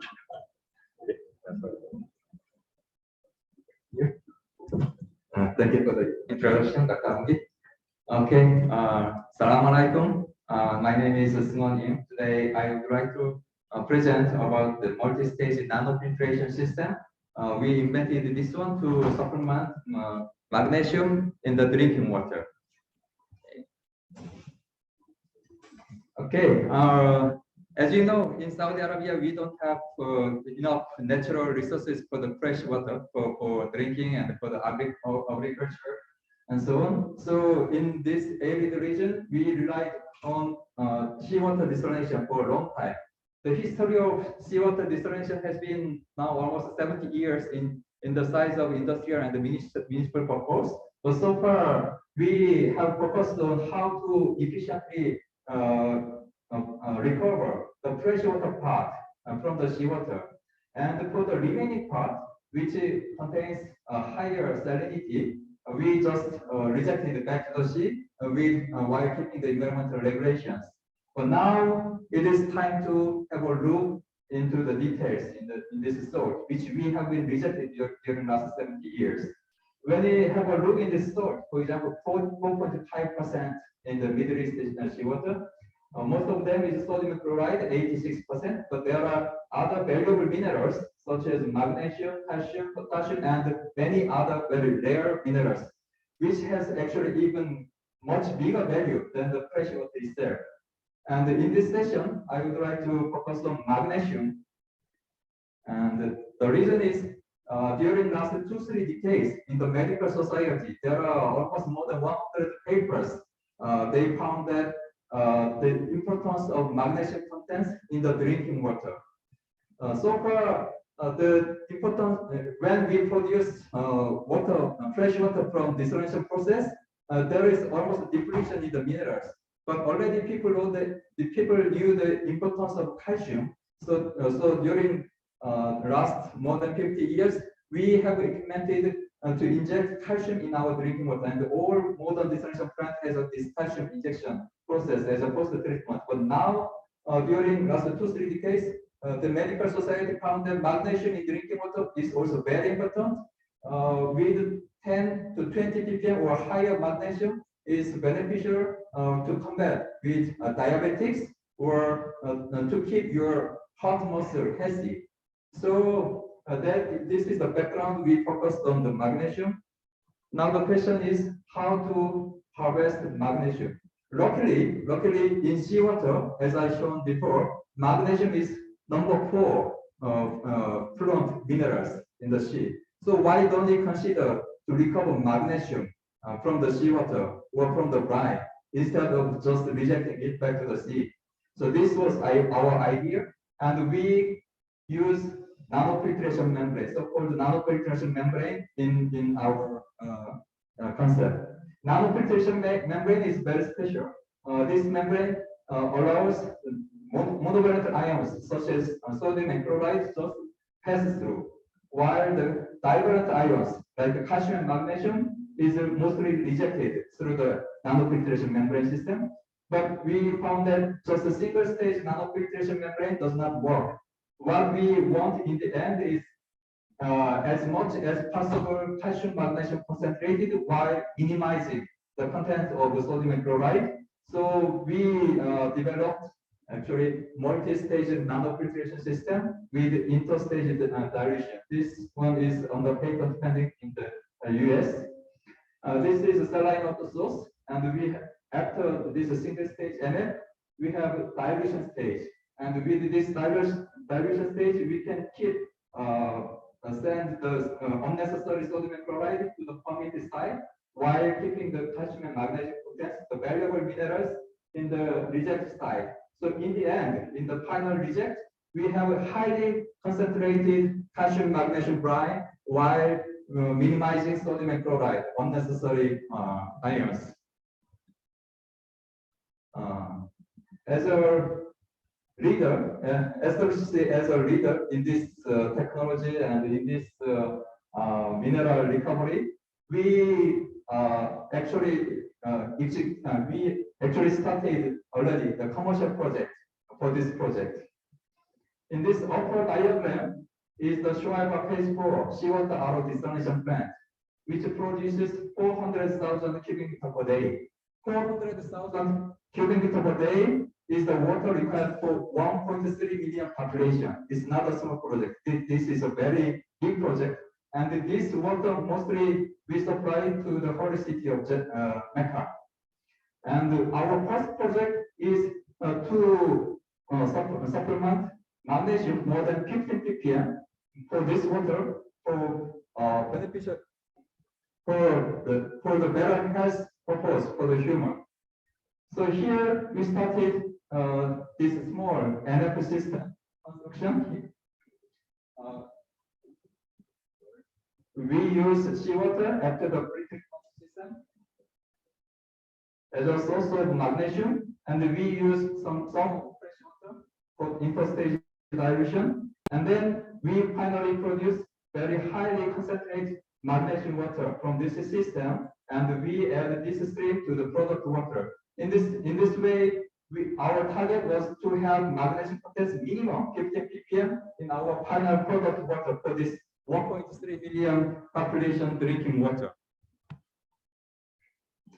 We carefully choose our NF membranes. We this very special NF membrane which has minimum rejection of sodium chloride, meaning that sodium chloride will be mostly just passed through, while the as high as possible magnesium. This is actually one of newly developed NF membrane which has magnesium rejection more than 80%.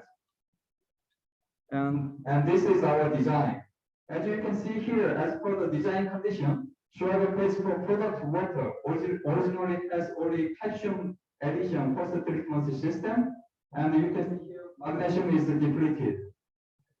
But from our NF system, we can produce very highly concentrated magnesium brine, magnesium more than 7,000 ppm, and we can mix this small stream of NF reject, which is the magnesium enriched brine, into the Schreiber paste for product water, so that in the end we will have magnesium in average 21 ppm, which will be good for your health. And also we reviewed the impact to the Schreiber paste for existing our system, and there will be no impact in terms of production. We will not lose any production. So this is the overall our NF project schematics. This NF system is not very big. This is less than 50 meter by 50 meter footprint, and the overall energy consumption is only 2% of this Schreiber paste for our system.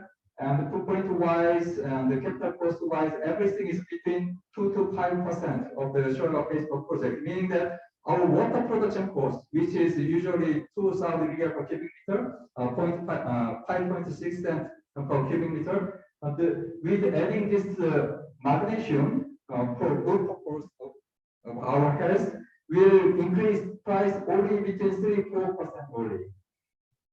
And the benefit is our health. So this is the project, overall project.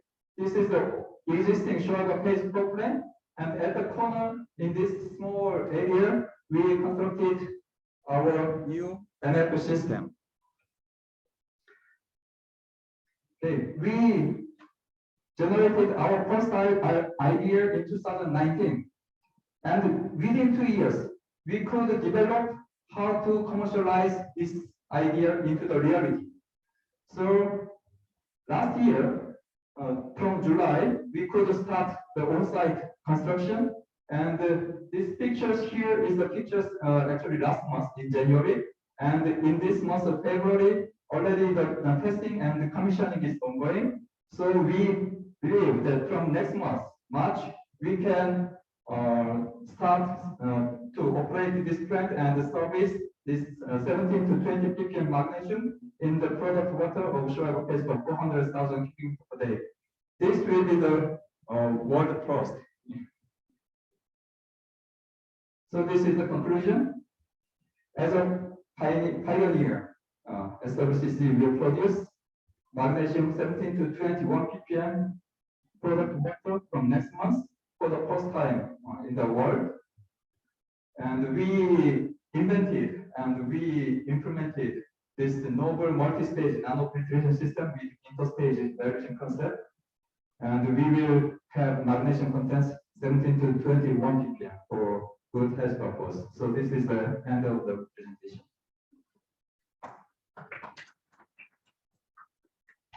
Any questions?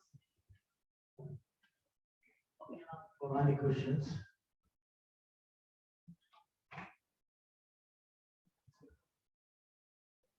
Okay, if there is no question, then we have to move to the next speakers.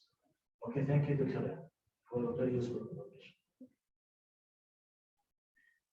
The next speaker is Dr. Son Park.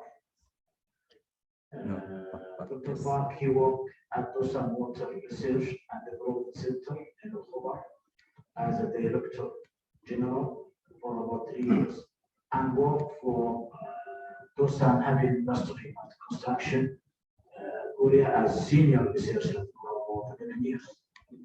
He's now working at Saline Water Conversion as Day3 as a Senior Desalination Expert of the treatment system in reverse osmosis plants. He is specialized in the design of that system, which is dissolved air flotation and dual media filter with high loading rates. He is now focusing on operation and maintenance of the improvement of saline water reverse osmosis plant in order to increase water production and cost saving. And good luck, and the floor is yours now.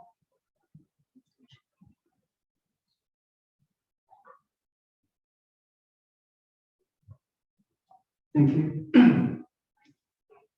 Assalamu alaikum. Good afternoon.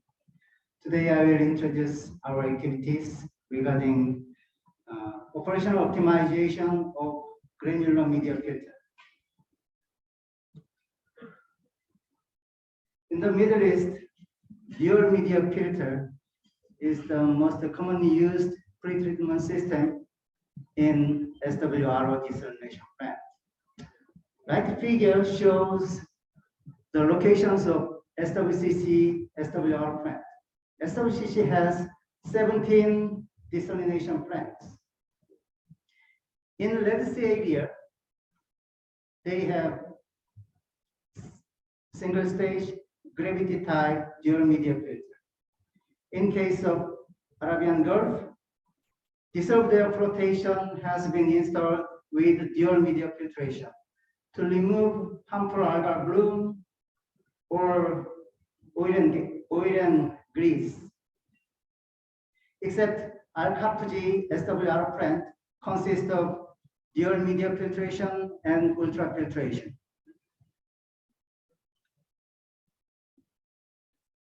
Plant operational point of view, the performance of granular media filter can be shown as silt density index and filter long time. STI is a parameter of quality. It shows the indication of potential fouling potential. Spiral round arrow membrane requires STI 15 is less than 5 error time, and hollow fine 5 arrow membrane requires STI 15 is less than 4 error time. Filter long time shall be greater than 24 hours.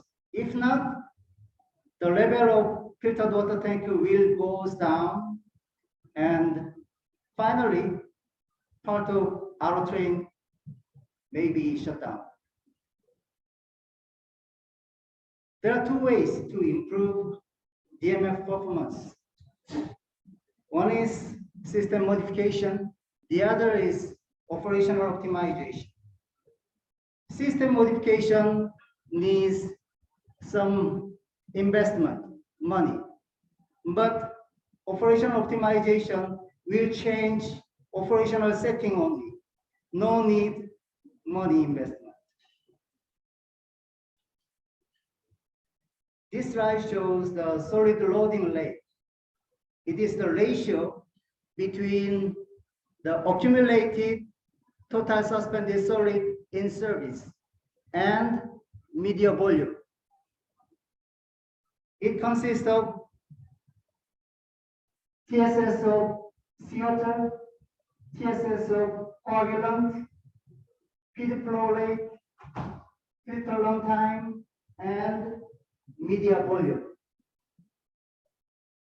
If we increase media volume, then we can increase feed flow rate, or we can increase filter long time.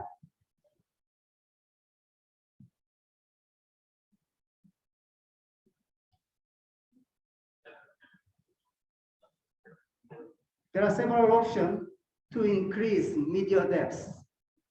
If sand layer increase, then filter runtime will increase and STI will decrease. If we add granular activated carbon on the anthracite layer, then we can get benefit of sand layer increase. And additionally, QC removal efficiency will increase up to 50%.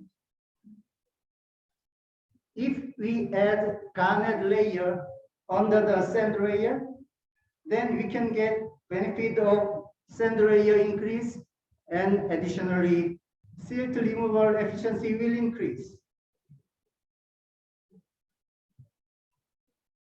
This slide shows the effect of media depth increase on the filter runtime. The left figure shows the test setting for various media depths. Normal bed DMF consists of 400 gravel, 600 millimeter of sands, and 600 millimeter of anthracite. It is common configuration of your plant also. In case of medium bed DMF, we increase sand layer only, 900 millimeter of sands.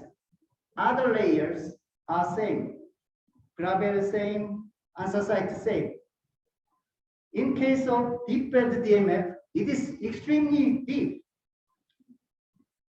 We increase sand layer 2000 millimeter and 1000 millimeter of anthracite.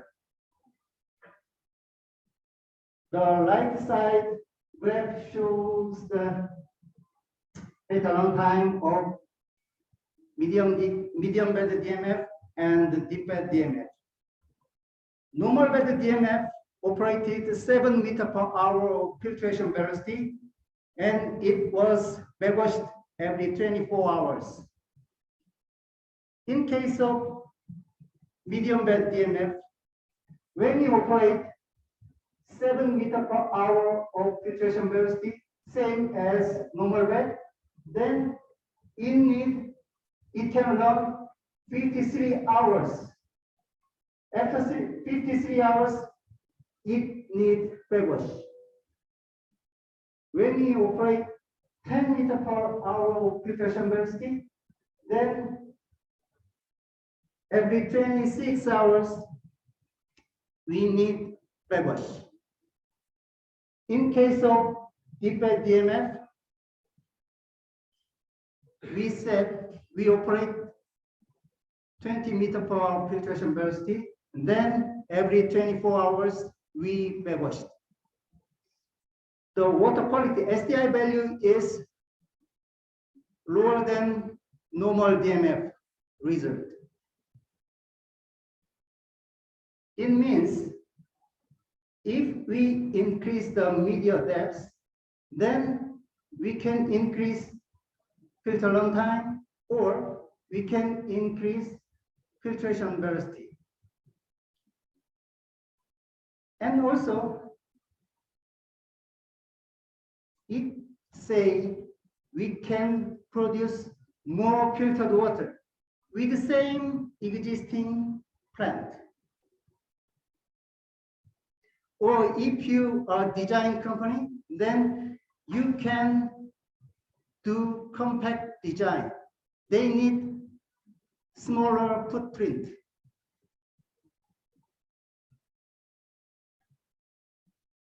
We conducted operational optimization on LASACare desalination plant.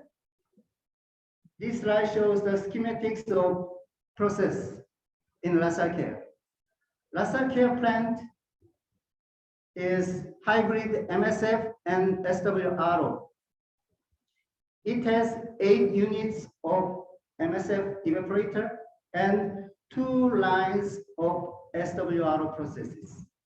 SWRO processes consist of dissolved air flotation, dual media filtration, cartridge filter, SWRO and BWRO. The total capacity is 1,050,000 cubic meter per day. 70% of water produced by MSF and 30% of water produced by SWRO. This slide shows the initial backwashing condition in LaSalle care. When you need DMF backwash, we isolate the filter from the DMF system and we drain the water 15 centimeters above top of answer site. And then we start air scoring for 3 minutes. After air scoring, we supply air and low flow rate backwash water, concurrent flow for 2 minutes. After concurrent flow, we supply high flow rate backwash water for 6.5 minutes. After completion of backwash, we did rinsing process for 34 minutes. This slide shows the turbidity measurement during rinsing process. Left graph shows the turbidity measurement during rinse.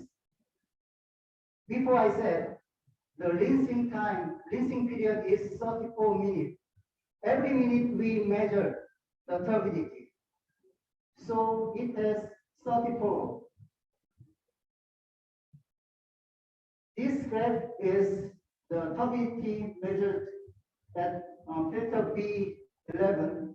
It is the general trends.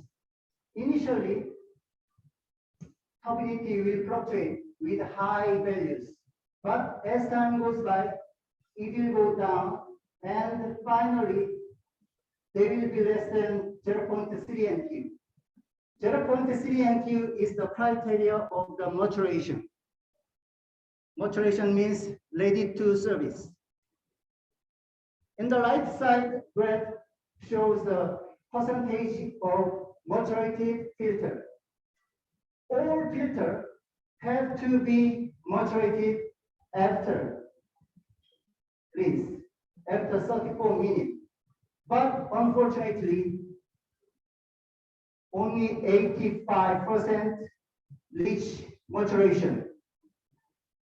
That means 15% of filters still produce high turbid water. It flows to the filtered water tank and downstream.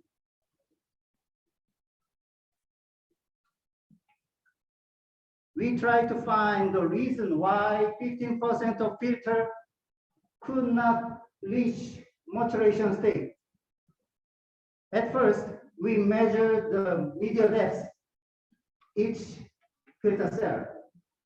We found all filter lost the loss of answer site. Average 123 millimeter of answer site were lost during backwash. Shallow media depths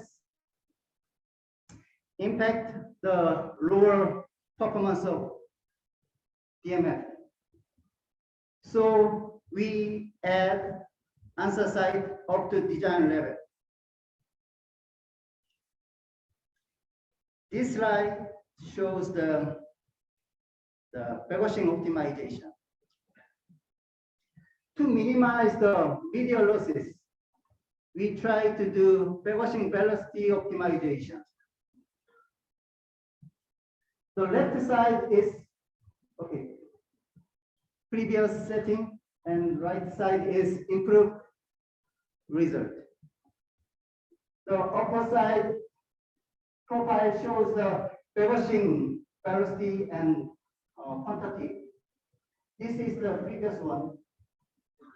Air scoring and concurrent flow are same in previous setting and improved setting also.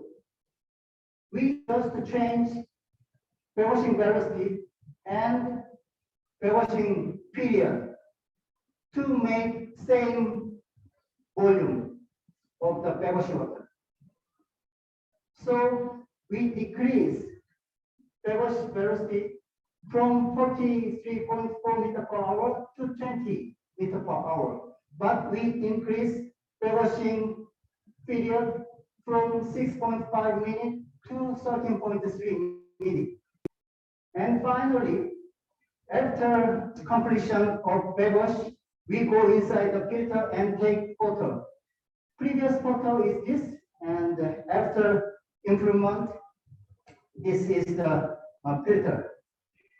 As you can see, red color is perchloride residual inside the filter after beverage. After improve, you can see the black one. That means perchloride removed efficiently.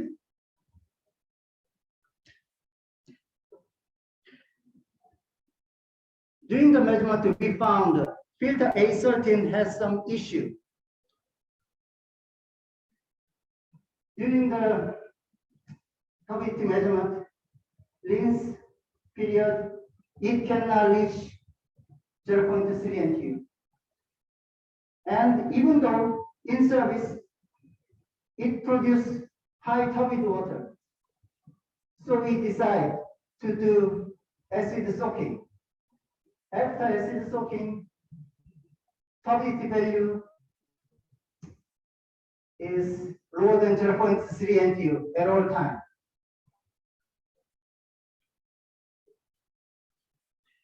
This slide shows the effect of air scoring on pH variation. Initially, we follow the general procedure of acid soaking. I guess you may know. Okay. We just said pH of filter is 3.8 and do the air scoring. Then it jumps up 4.3, and we keep this filter 24 hours for acid soaking. And every 8 hours we measure the pH, but it's still same 4.3. After 24 hours soaking, we apply air scoring again to confirm the completion of the air acid soaking. But when you apply the air scoring, pH jump up 5.7. So we repeat it. We add acid again, and we supply air scoring frequently. Then pH of filter will increase after air scoring. And finally, it converts to around pH 6, even though we conducted air scoring more and more, but it did not change. So we concluded almost finished.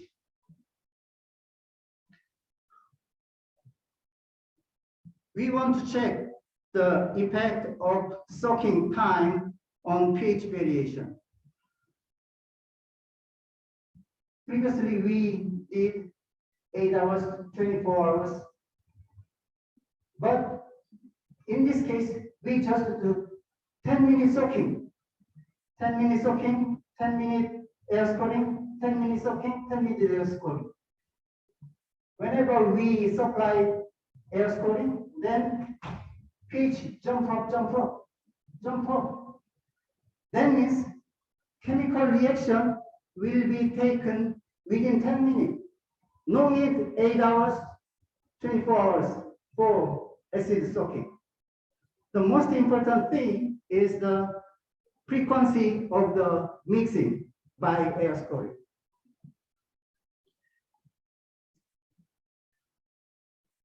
Through all kinds of, I explained activity, we achieve new turbidity profile during rinsing process. After 24 hours, all filter reach 0.3 NTU. That means we can reduce rinsing time from 34 minutes to 24 minutes. Then we can produce more filtered water. Okay, this is our conclusion. If media depth increase, then you can increase filter runtime or SDI will decrease. And okay, chemical reaction will be taken quickly within 10 minutes. The most important thing is how many times of air scoring or mixing is the main factor for the acid cleaning. That's all.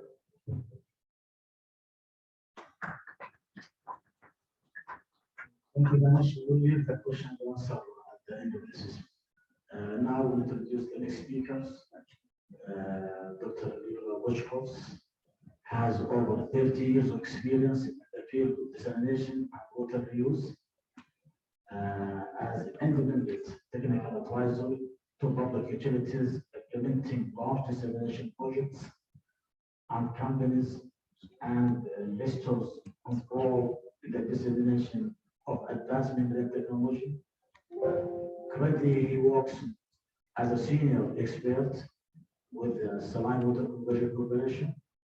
Dr. Wojtkowski is a board certified environmental engineers by the American Academy of Environmental Engineers and have published over 10 books and hundreds of articles in esteemed journals in the field of the desalination and water use and the process use. Thank you for the introduction, Dr. Al-Zubari. Thank you for your patience. We do have about 5 minutes left of the session, so I will be very fast. And I have 15 slides, so I'll be speaking fairly fast. But the topic is very interesting. It is looking at a new era in desalination, and that is actually turning the brine from desalination plants into a source of valuable materials in minerals.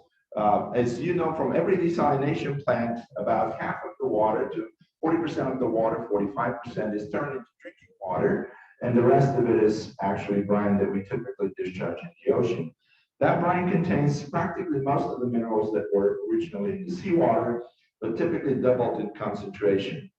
So as Dr. Im pointed out, one of the key components of brine is, I don't know what's happened. Well, it doesn't work. No. No, it does. Yeah, one of the key components of brine is sodium chloride. 86% of the brine in seawater is actually sodium chloride. Sodium chloride is a very valuable substance. We know it as a table salt, but it's also a very important source for industrial applications. So, but besides sodium chloride, there are many other minerals and metals. Technically, everything that's in the periodic system of elements is in the ocean waters. However, not every component, not every element or rare metal can be cost effectively extracted from seawater. This graph shows some of the key components of elements that we could extract cost effectively. And because of advances in technology, we've been able to now make that more effective than terrestrial mining of the same elements. So it is important to point out that not everything as of yet is valuable to be extracted from seawater, but certainly some substances are. Magnesium, as Dr. Im presented his presentation, is one of those sources, but there are many others that can work. There's something wrong with the mic. I'll speak without the mic because it looks like it's useless. So continuing on, I'd like to point out that there are a number of applications in the in terms of minerals in the seawater, and such as sodium, magnesium, potassium, calcium. They are all valuable industrial products which we could extract, and now we can do that through very cost-effective methods of desalination and removal. This graph basically shows that when we apply reverse osmosis desalination, we can remove some of the metals through nanofiltration process. Those are membranes with relatively bigger pores. And that we can do that cost effectively at low energy. And for example, such elements of magnesium and strontium, Dr. pointed out, that's why we're using NF membranes for magnesium harvesting and for supplementation. But magnesium can also be used for many other applications. And actually elemental magnesium is very valuable metal that is used now in the industry in practically every computer or your cell phones. They're no longer made out of aluminum as it used to be, a metal of magnesium, because it's lighter element and is on high demand. Besides magnesium, there are many other valuable metals that you could see we could reject from either nanofiltration processes or reverse osmosis processes. When do we start when we would like to harvest minerals from water? Certainly sodium chloride is the most popular mineral. It's 86% of our discharge is sodium chloride. So it is close to consider that as being a valuable source. Typically, we can find here in Saudi Arabia a very large market for sodium chloride. I'll just speak without it. It's very annoying.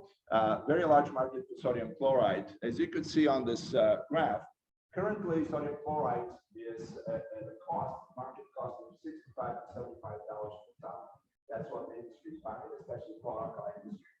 And we could produce it now with our latest technologies at about 35 to 45 tons per dollars per dry ton. Why is that important? It is because when we have a desalination plant, we have 68,000 cubic meters a day desalination plant to produce 2 million tons of, for example, brine at this price. That corresponds to $64 million of revenue per year. The drinking water produced by this desalination plant revenue is only $8 million per year. So actually, brine is much more valuable than water from the desalination plant. It's almost several times, 4 to 5 times more valuable.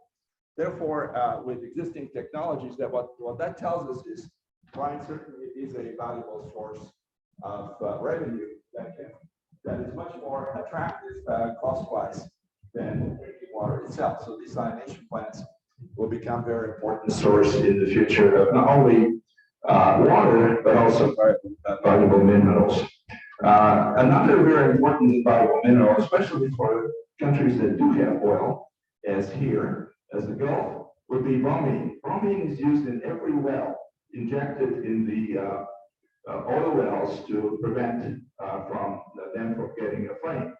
So bromine is a very important product, and chemical bromine is used widely everywhere here in all industries. Why is that important? It is because bromine is relatively easy to extract at relatively low cost, $800 to $900 per ton. But the current price of bromine is $3,000 to $4,000 per ton. So it is very lucrative from a business perspective, and we technologically have advanced to a point where we could do that very competitively as compared to conventional ways of making bromine. So as you can see here from this graph, there is a huge market for sodium chloride, industrial quality sodium chloride, and that is about 330 million dry tons per year. This is worldwide. Here in the Gulf, it is a little bit less, but the main user of salt is China and US, but also here the Middle East uses a very large amount of it as well, over 30 million per year. When we look at just the mathematics of the benefits of it is, as I mentioned here from the graph, annual production cost at 50 cents per cubic meter sales price will be $22 million per year revenue versus $65 million per year revenue from brine. Growing bromine demand worldwide is what we observe as well. Bromine is not only used for oil fields, it is also used in many other industries worldwide. And for that reason, looking specifically at sodium chloride and bromine and producing them in an industrial high quality grade, we have developed a project, full-scale project, that we're currently pilot testing and verifying, which we're planning to implement in the city of Jubail. And that is to produce, actually, to extract sodium chloride at a high grade quality in bromine using the brine from the desalination plant. So we're planning on building a brand new desalination plant, 1 million cubic meters a day.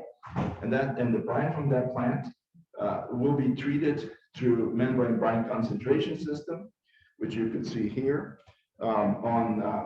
as the first component. So we're taking the brine from the reverse osmosis system. It goes into membrane brine concentration system to concentrate the brine from about 70,000 to approximately 220 to 230,000 milligrams per liter. From there, we actually crystallize in the brine because for industry, it's much easier to come and pick it up in a crystal form. It's less for them to carry and transport, and that becomes a very valuable product. So from that point on, it crystallizes and not only gives us pure sodium chloride, which we use directly for industrial use, but also to extract bromine from it and ultimately sell it as a product to oil industry. What made this possible is actually advances in membrane technology. We've been able to get very effective in brine concentration. Besides sodium chloride, there are many other substances we could do, remove and commercially extract and produce these products. Calcium, magnesium, strontium. It's by sodium chloride, potassium, rubidium, and a number of other substances. We're currently working with the Oak Ridge National Laboratory in exploring some of these projects. So what is next? Well, the main targets are magnesium, calcium, lithium, rubidium, and cesium. Those are the most cost-effective minerals that we can extract from brine. And there are multiple applications of it worldwide and also here for industry, for cosmetics, for pharmaceutical, chemical, and other applications. So we do see this as a new era of desalination where brine actually will become very cost-effective and attractive alternative to drinking water supply. And we do believe, based on the costs and revenues created by brine, that actually brine can completely recover the cost of drinking water production. So by the cells in brine from a desalination plant, we'll make desalination, which is currently the most expensive water in the world, into zero-cost water. We could actually easily subsidize desalinated water by selling the products from the brine. That's the end of my presentation. Any questions? Thank you very much, because I think there's no time for questions, because now I think that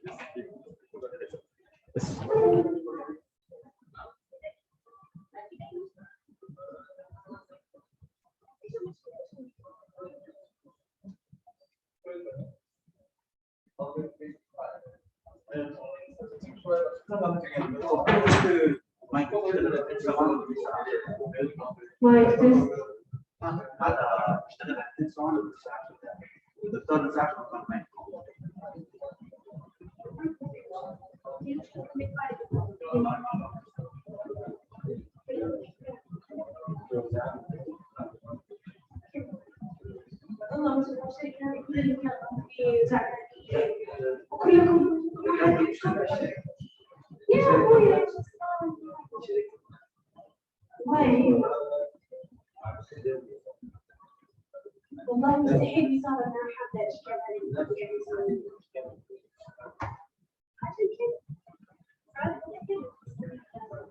مستحيل ما في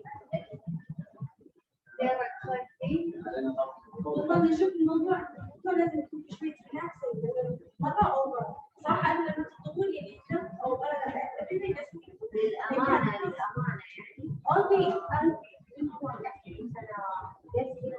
كل القاعات ايه فاين والله مره لا انا مو شخصا هو عشان بشكل عام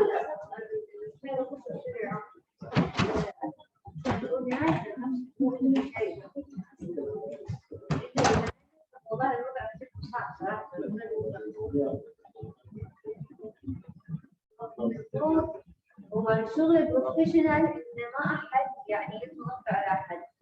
انت عارف ان كل القاعه شكل